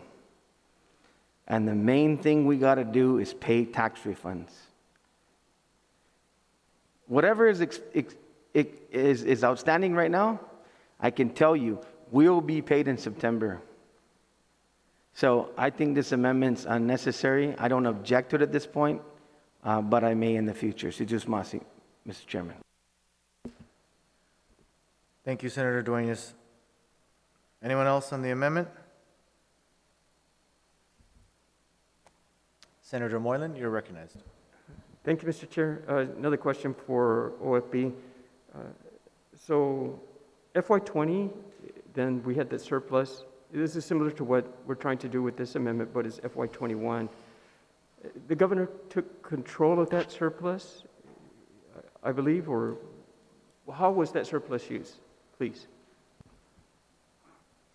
Historically, Senator, any surplus realized at the end of the fiscal year is recorded as a surplus. If it's cash surplus or anything in excess of what is being projected in terms of revenues.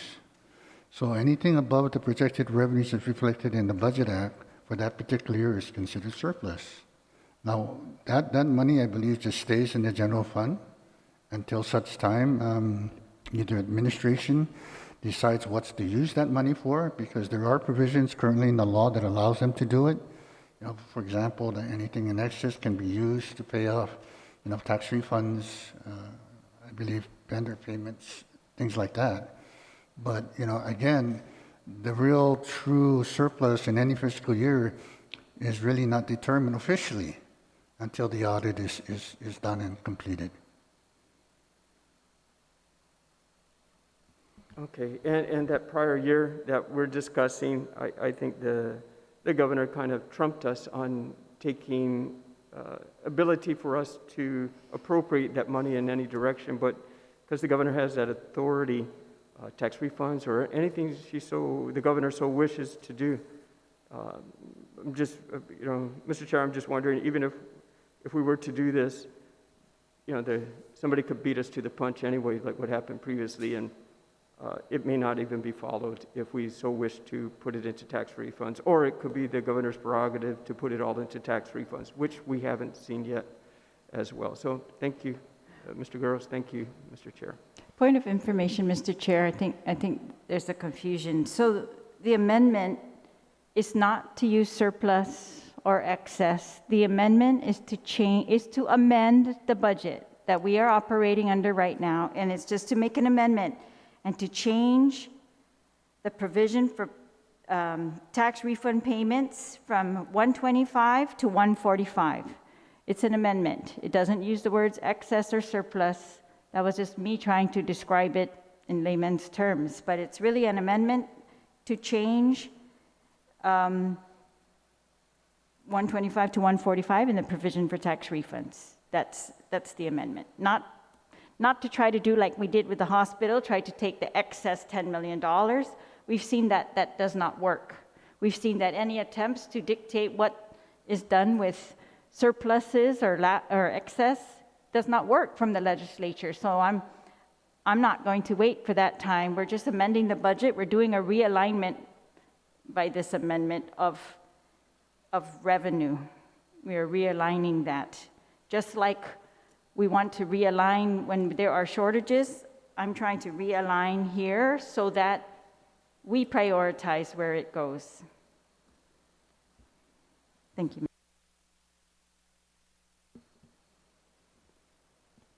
Anyone else on the amendment?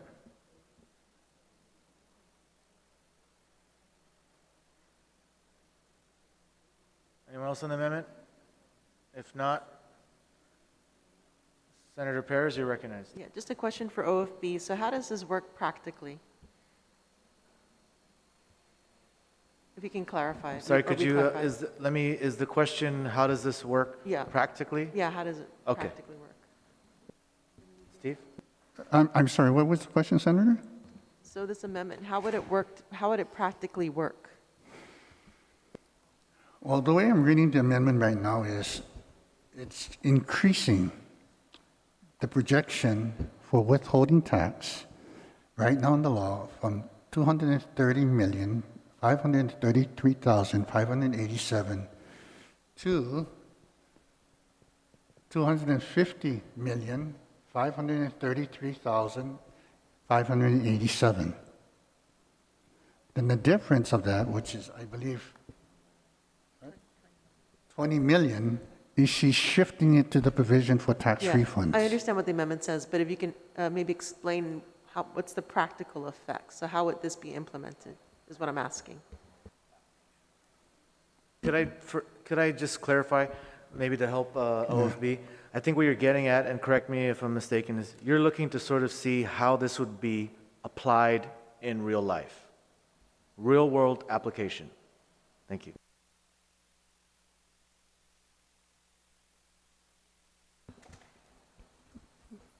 If we were to, a couple examples, what's being proposed in the bill is that she's just shifting the increase from the increase in appropriation projection, the revenue projection, to the tax provision for refunds. The other scenario is that if you don't shift it to the provision for tax refunds, then that increase would ultimately have to be appropriated in the budget to come up with the increase. So the provision she's doing now is just shifting or increasing the revenue estimates for withholding, and the difference she's putting in the provision for tax refunds. It does not change basically anything in the bottom in terms of what needs to be appropriated.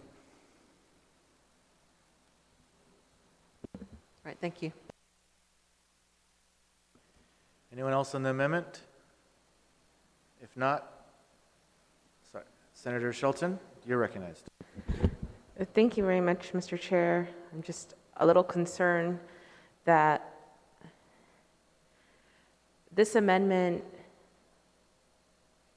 is asking us to assume that the state of the economy is not going to get any worse or any better. We're trying to track a projection, and I'm concerned that we're going to encumber a future legislature, maybe even ourselves in the next budget season, but it just seems a little risky to do. And if you can clarify for me,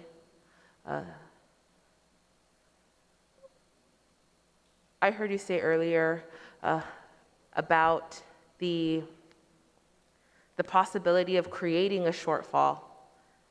This amendment could possibly do that. Can you expand on that? Yes, Senator. Given the current reporting in the CER report regarding government revenues, as of July, we are surplusing we are anticipate to surplus 19.6 million. That's what the trend is saying. By the end of the fiscal year, we are supposed to be surplusing 19.6 mil. Point of information, Steve. Okay. Mine says 22.364211. Is that the CER report Yeah, as of July? The final that was, not the draft, but the final, yeah. Okay, yeah, this is the one we're using from BVMR. If you have the final draft one, then I would like to look at that. Can I look at that one first before I continue to comment? Yes, please Thank do, you. Mr. Director. Take a short recess.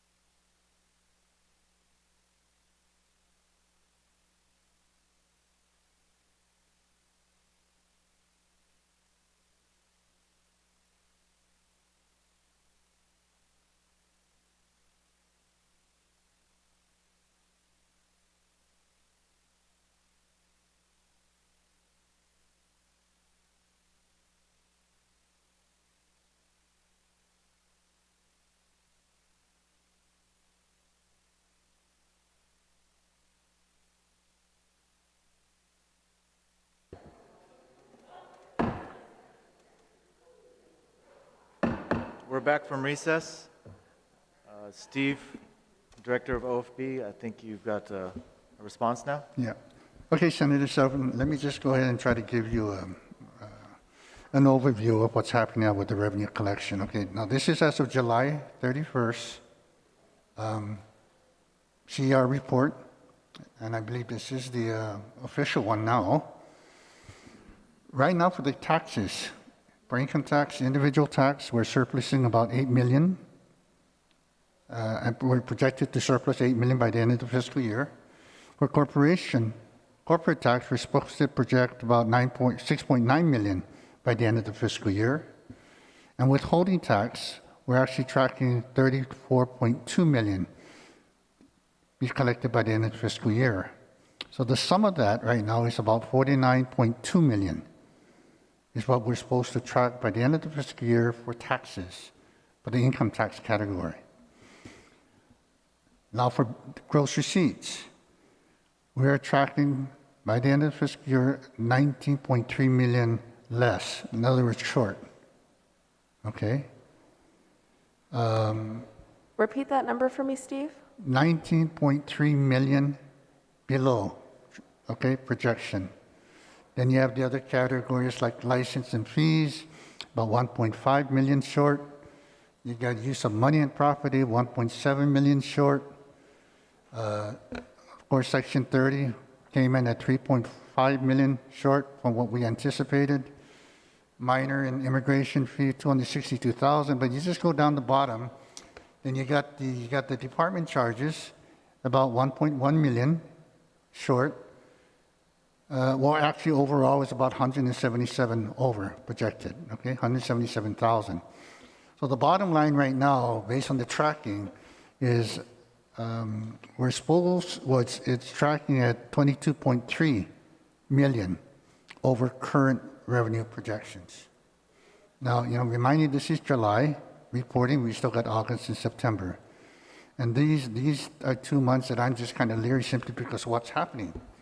We didn't expect this to happen, and I just hope things don't get worse. But you never know. So basically, what we're saying right now is that based on what's being proposed in the amendment, is that they want to take 20 million of the withholding tax, which is 34 million above tracking, and take that 20 million and put it in the provision for tax refunds to increase that by 20 million. With the assumption that by the end of the fiscal year, if tracking is correct and we would be surplusing 2.6 million because the 20 million would have gone to the provision for tax refunds. My only concern is that if it goes below 20 million in the bottom line, then we're going to end up with a deficit. That's all I'm going to say. But right now, it is tracking to surplus 22.3 million by the end of the fiscal year.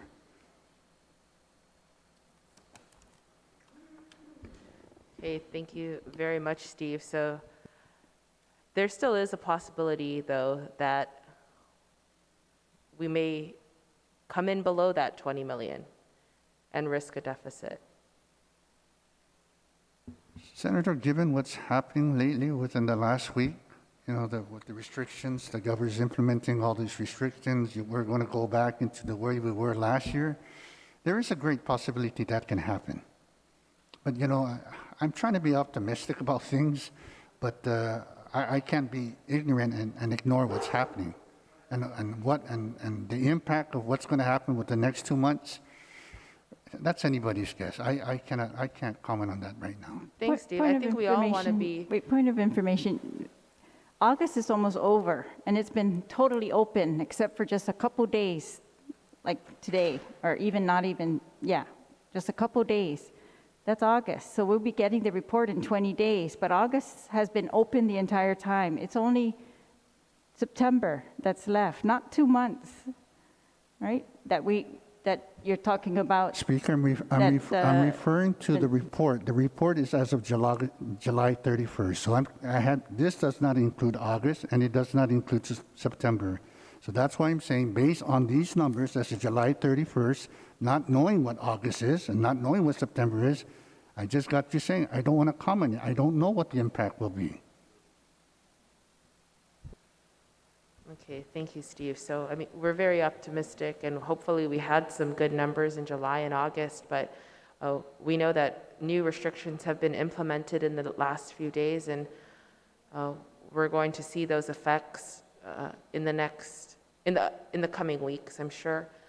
I appreciate the information. I know that this is a hard decision to make because, of course, we want to pay tax refunds. We want to do it as quickly as possible. We want to pour all our resources into the tax refunds to do it and get the people's money to the people. But I don't want to risk the bigger picture. Thank you, Steve. Thank you, Senator Shelton. Anyone else on the amendment? Senator Taitigui, you're recognized. Thank you, Mr. Chair.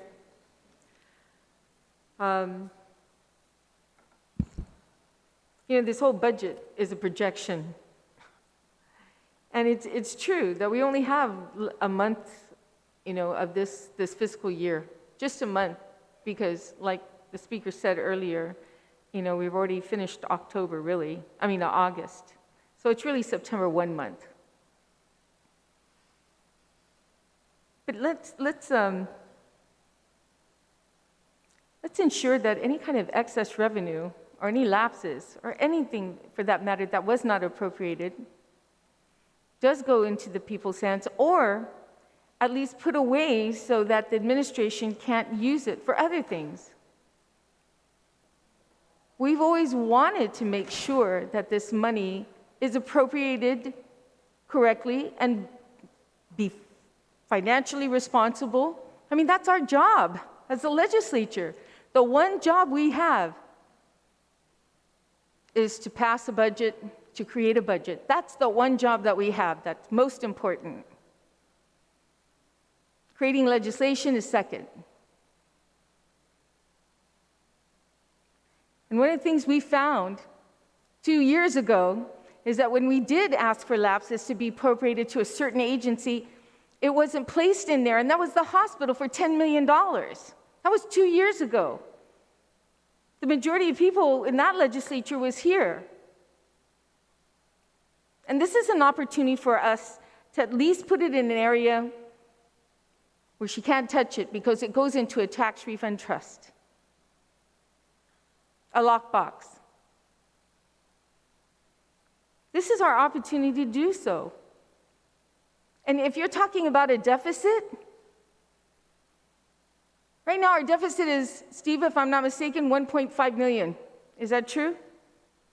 1.5 million is the deficit today. Based on the 2020 audit, yes. Right. 1.5. That's very, very low.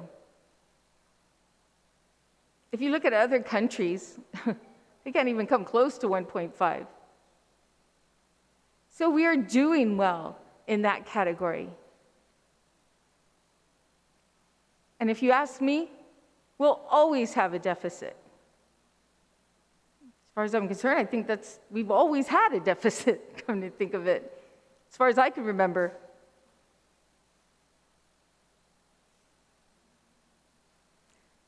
So I stand as a part of this amendment, Mr. Chair. It's an amendment that we can ensure this time around that money is put away, that lapse or any excess revenue or lapses, unappropriated funds are put away in the proper place. Let's not be fooled a second time. This body be fooled a second time. Thank you, Mr. Chair. Thank you, Senator Tadegui. Anyone else on the amendment? If not, Madam Speaker, you may close. Thank you very much, Mr. Chair, and thank you to OFB.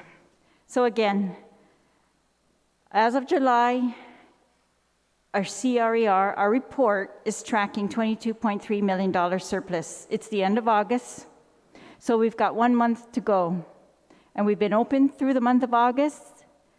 September, we don't know what might happen, but we have right now $22.3 million surplus tracking. And August should do well as well, except for the last few days. What we're trying to do here is realign the FY21 budget. We want to do what everyone, or many of you have said. In 21, we were conservative. We did not overestimate our revenue. We tried not to do that. We tried to keep them in line. And now we are getting more revenue in some areas than we predicted. And we wanted to wait and see. Some of you said, let's wait and see in FY2022. Let's not overpredict our revenue. Let's wait and see and then readjust. That's exactly what I am trying to do here. We're at the 1 month to the end, FY21, I want to readjust because we have seen, and of course, we've not done this before. The OB director said he's not seen this before because for decades, the government of Guam tracked negative. but we didn't realign our spending.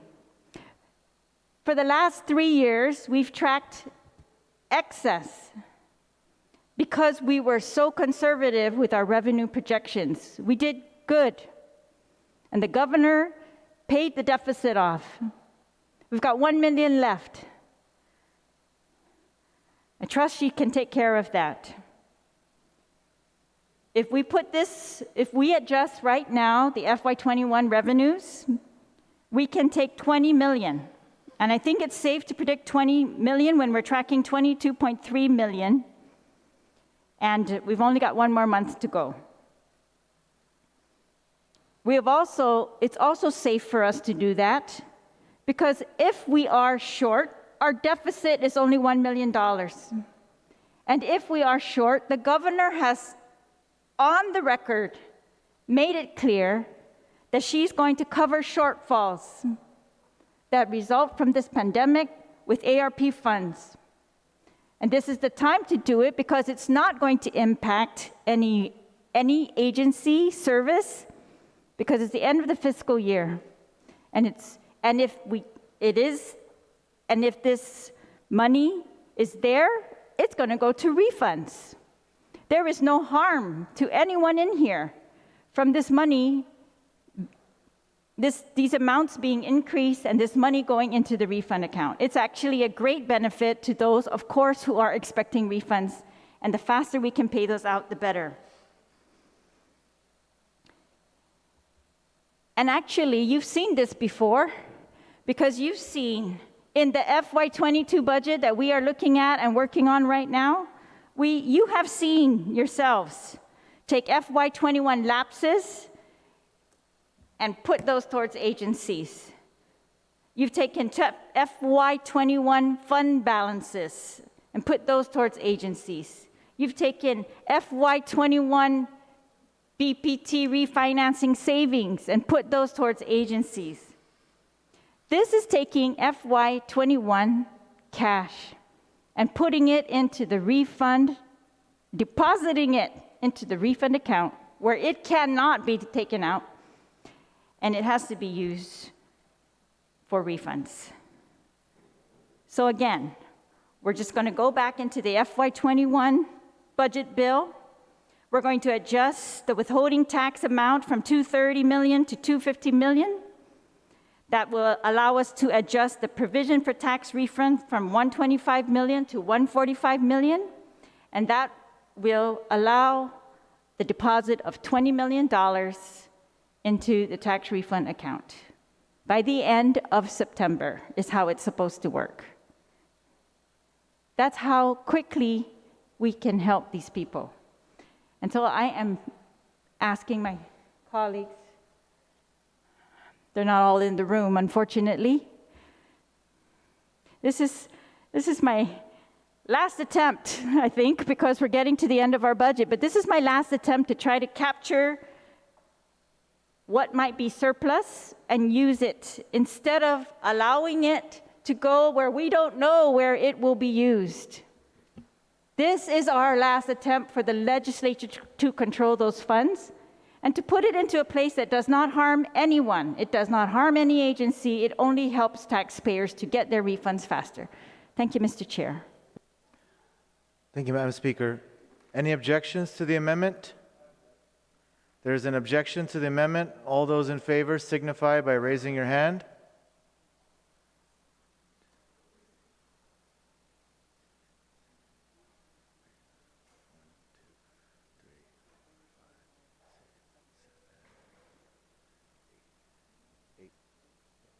Motion carries. Thank you, Mr. Chair. Thank you, colleagues. SB 55 TMT L20 P137 GALC COTW. Lines 20, page 137. Speaker Chalahi, you're recognized. Thank you, Mr. Chair. This is to the BBMR allotment release control. Is that the amendment you're seeing?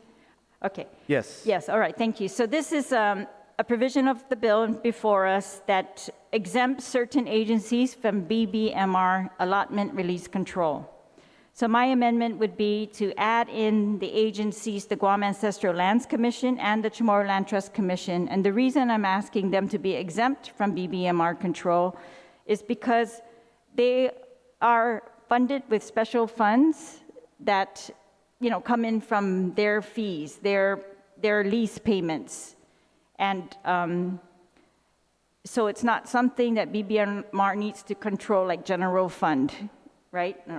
Based on tracking. They're going to be able to do that, and they know they can only spend what comes in. So I'm just going to ask that they be allotted the entire amount that comes in to them, because it's like a revolving funds, and that's how these two agencies are funded. So I would like to add them to the list, Mr. Chair. That's the amendment. Thank you, Madam Speaker. Anyone on the amendment? Senator Titlegy, you're recognized. I'm sorry, Mr. Chair. Can you tell me again, is that TMTP 137 ESPCOTW? No. Oh, okay. It's L20P137 GALC. Okay, got it. Thank you. COTW. Anyone on the amendment?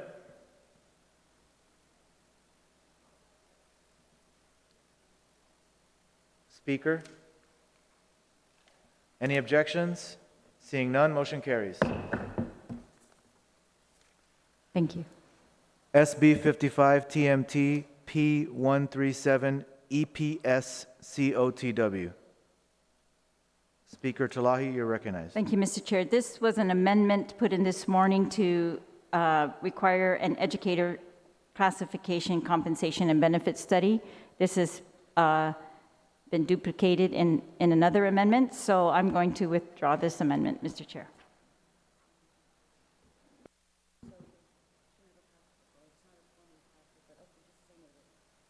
Okay, noted. Thank you, Madam Speaker. We have exhausted all amendments in this chapter of miscellaneous provisions. We'll take a short recess.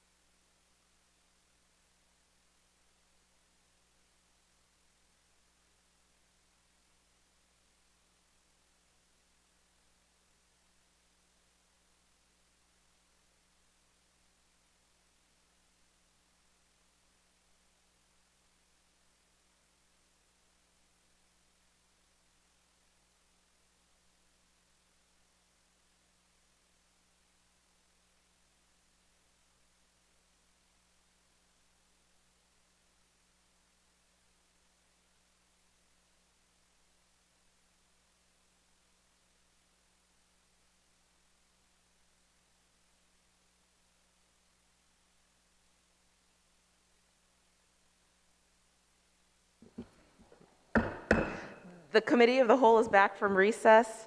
We have an amendment to we are now in Chapter 13 of the bill, Administrative Provisions. The first amendment is from Senator Jim Moylan, SB 55JCM LC 14P139. Senator Moylan, you are recognized. Thank you, Madam Chair. Colleagues, just to keep this short and simple, basically what this amendment does is remove the executive security functions under the Guam Police Department when traveling or providing executive security to the governor and lieutenant governor when traveling off island to represent the people of Guam in different meetings and functions during critical for the welfare of the island. So no security while off island. I mentioned previously that this can be addressed at the place of travel, and understand that our governors have previously traveled with several people, and security is not, I don't feel, should be part of this, and that we should use our police force on Guam to support our community. Appreciate the support of my colleagues. Thank you, Madam Chair. Thank you very much, Senator Moylan. On the amendment, line 6 through 14, page 139, on the amendment, are there any objections? There is an objection. All those in favor of the amendment, raise your hand. 2, 3, 4, 5, 6. Amendment fails. Senator Moylan, you are recognized.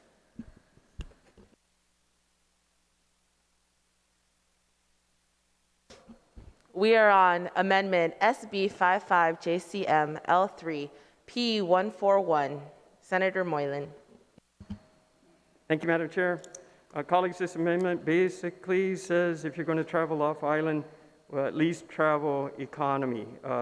So purchasing a first class or business class airfare is prohibited under government expenses. You shall not purchase those types of tickets. If you so wanted to, do it on your own dime. That's basically what this is saying. We can get you there, but why fly in first class? We have an economic situation on our island. We're worried about what's going to go on, and we want to take a trip on first class. If you can afford it, pay for it yourself. If you can't, the government will pay for your expenses on economy or coach. Thank you, Madam Chair. Thank you very much, Senator Moylan. On the amendment, anyone wishing to speak on the amendment? Any objections? Is there an objection to the amendment to line 6 through 14, page 139, offered by Senator Moylan?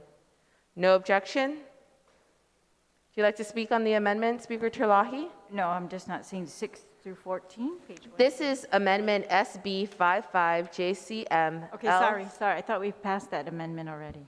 We are on the second amendment in the same area, same line area. This is relative to executive security functions under the Guam Police Department, specifically travel. Oh, I'm sorry. I'm reading the wrong one then. Excuse me. Oh, this is still travel for purchasing first class or business class airfare prohibited. Line 3, page 141.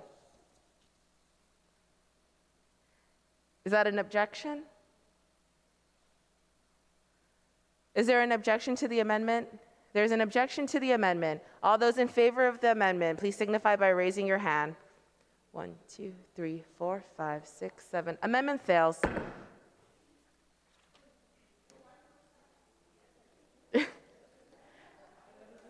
Oh. I'll count.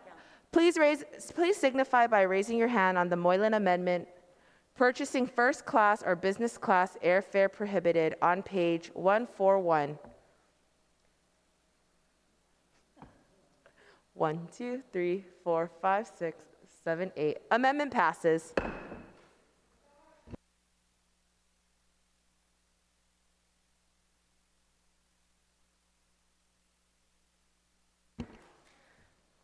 We are now on Senator Taitagui's amendment, SB 55 L3 P145. Senator Taitagui, you are recognized.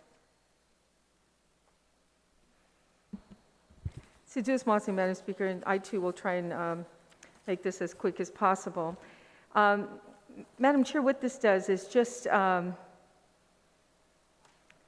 regarding the governor's transfer authority, we have it now at 15%, and what I'm doing is reducing it down to 5%. Madam Speaker, I also got some information from OFB while I was contemplating making this amendment, and I found out that in FY20, the amount of transfer authority that the governor used during FY20, actually, first she used $7 million, but then it was restored. And then by the end of FY20, her transfer authority was only like $28,000. Then FY21, currently right now, Madam Chair, and we're almost to the end of the fiscal year, she's only transferred like $3,112,446. Now, I'd like the OFB to correct me if I'm wrong, but right now, currently, if we give the 15% to the governor right now, she would have a total of $40 million of transfer authority.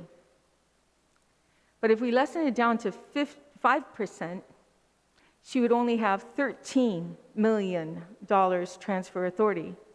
I gave an example, Madam Chair, of how much she's used her transfer authority in the last 2 years. Maybe it's understandable because a lot of that is due to because of the CARES Act funding that she received. Now we're going into the use of the ARP money. That's $600 million versus the CARES Act of 117. So the ability to use any kind of transfer authority at this point may not even be needed at all. I mean, we saw that in FY20, when the only amount of transfer authority that she utilized, of course, was $7 million, but returned it was only $28,000. That's it. So I'm just going to leave it at that and ask my colleagues to please support this amendment. Thank you, Senator Titlegy. On the Titlegy amendment to line 3, page 145. Anyone on the amendment? On the amendment, are there any objections? There's been an objection. All those in favor of the amendment, page 145, line 3, please signify by raising your hand.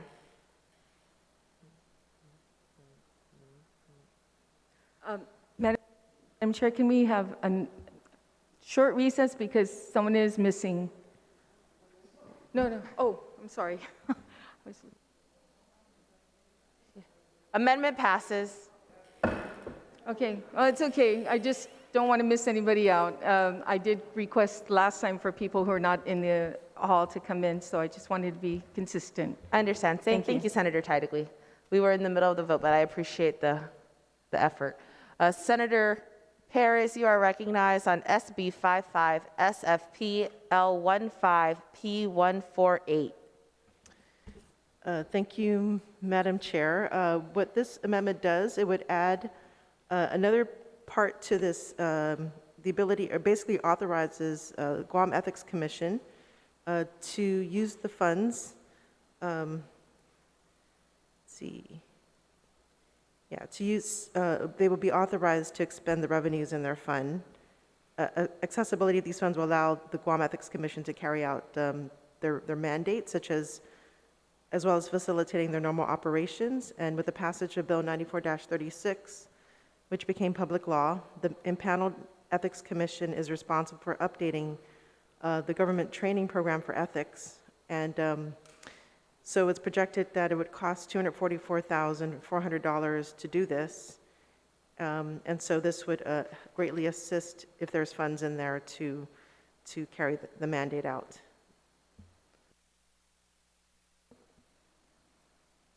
Yes, yeah, sorry. The amendment reads, it just adds another line. So this particular section basically authorizes agencies to use funds that are still there or use the carryover funds.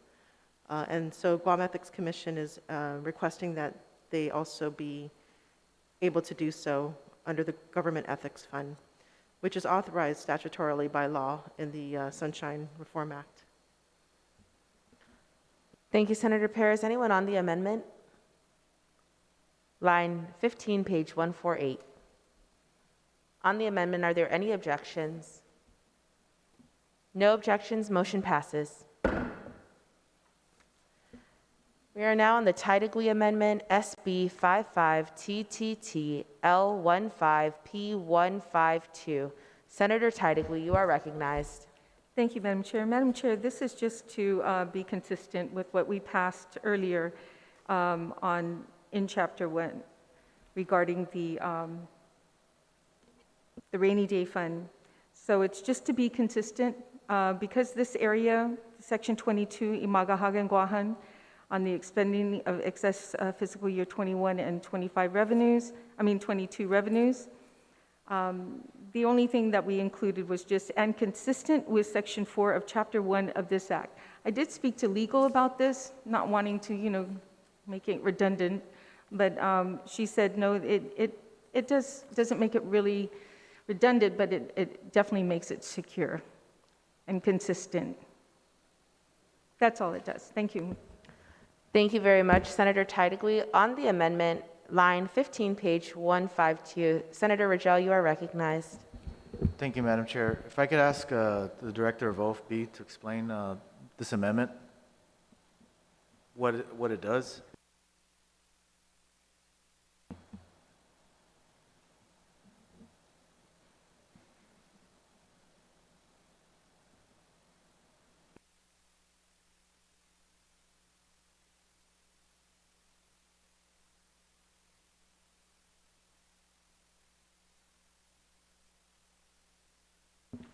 Give me a second, Senator Joe. Take a moment's recess.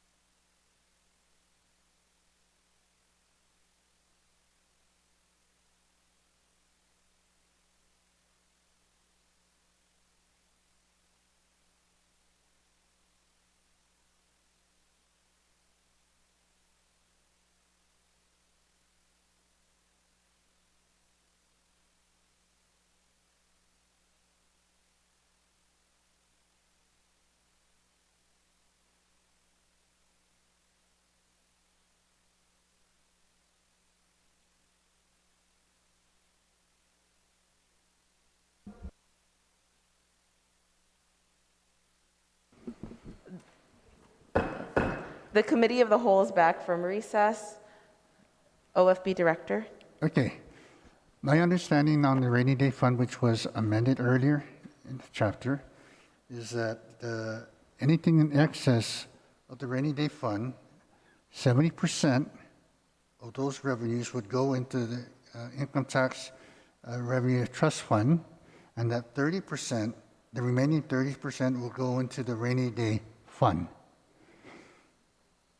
Anything that's over the adopted revenues is any funds that over the adopted revenues in Public Law 3599 would require legislative appropriation. I hope.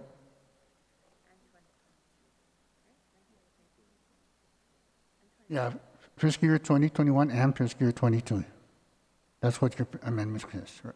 Is that correct, Senator? Good? Is that correct? Oh, I'm sorry, Steve. Yes, absolutely. Okay. This is basically to solidify, in this chapter, what we approved in Chapter 1. That's all. It doesn't make any changes to anything other than just solidifies and makes it consistent, because, there is that section already in the budget bill. Okay, thank you very much. Mr. Guerrero, Senator Rogel, does that answer the question? Thank you very much. On the Titagui Amendment, line 15, page 152, are there any objections? No objections? Amendment passes. We are on the next Moylan Amendment. This is SB 55JMC P9 through 16L153. Senator Moylan. Thank you, Madam Chair. What we see are Mr. Guerrero and his staff up here busy looking at is the numbers provided to them by AS 400. What I'm asking in this amendment is that also the AS 400, the financial management system, be provided to the legislators who so choose by DOA. So we may have access to that just to look and review to help us in making our decisions as legislatures. This amendment basically instructs the Department of Administration, they shall provide as we so wish. That's all. Thank you, Madam Chair. Thank you very much, Senator Moylan. On the Moylan Amendment, line 17, page 153, COTW 10. Anyone on the amendment? Access to the AS 400 financial management system. Speaker, you are recognized. Thanks. I just want, I agree with the amendment. I want to know if OFB can tell us what kind of access do they have? Can we say it in the words that you use? Like, do they call it read-only access, and can we say access to all accounts or all items? I know that you had told me before that you have a certain limitation, and maybe we can get around that limitation by putting it in here.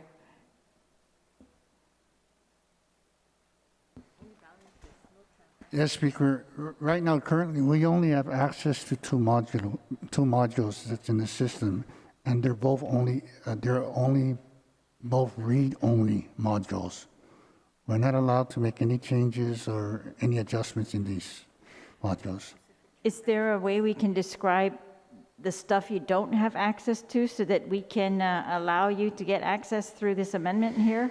Like, how would you say it, to all modules or something like that? Yes, I mean, there's a form that Department of Administration has that provides, I guess, certain employees that are, like ASOs, financial managers, BVMR, access to certain modules in the AS 400, and we can definitely go in there and use that form to check out to get accessibility to all the files that we need to access to.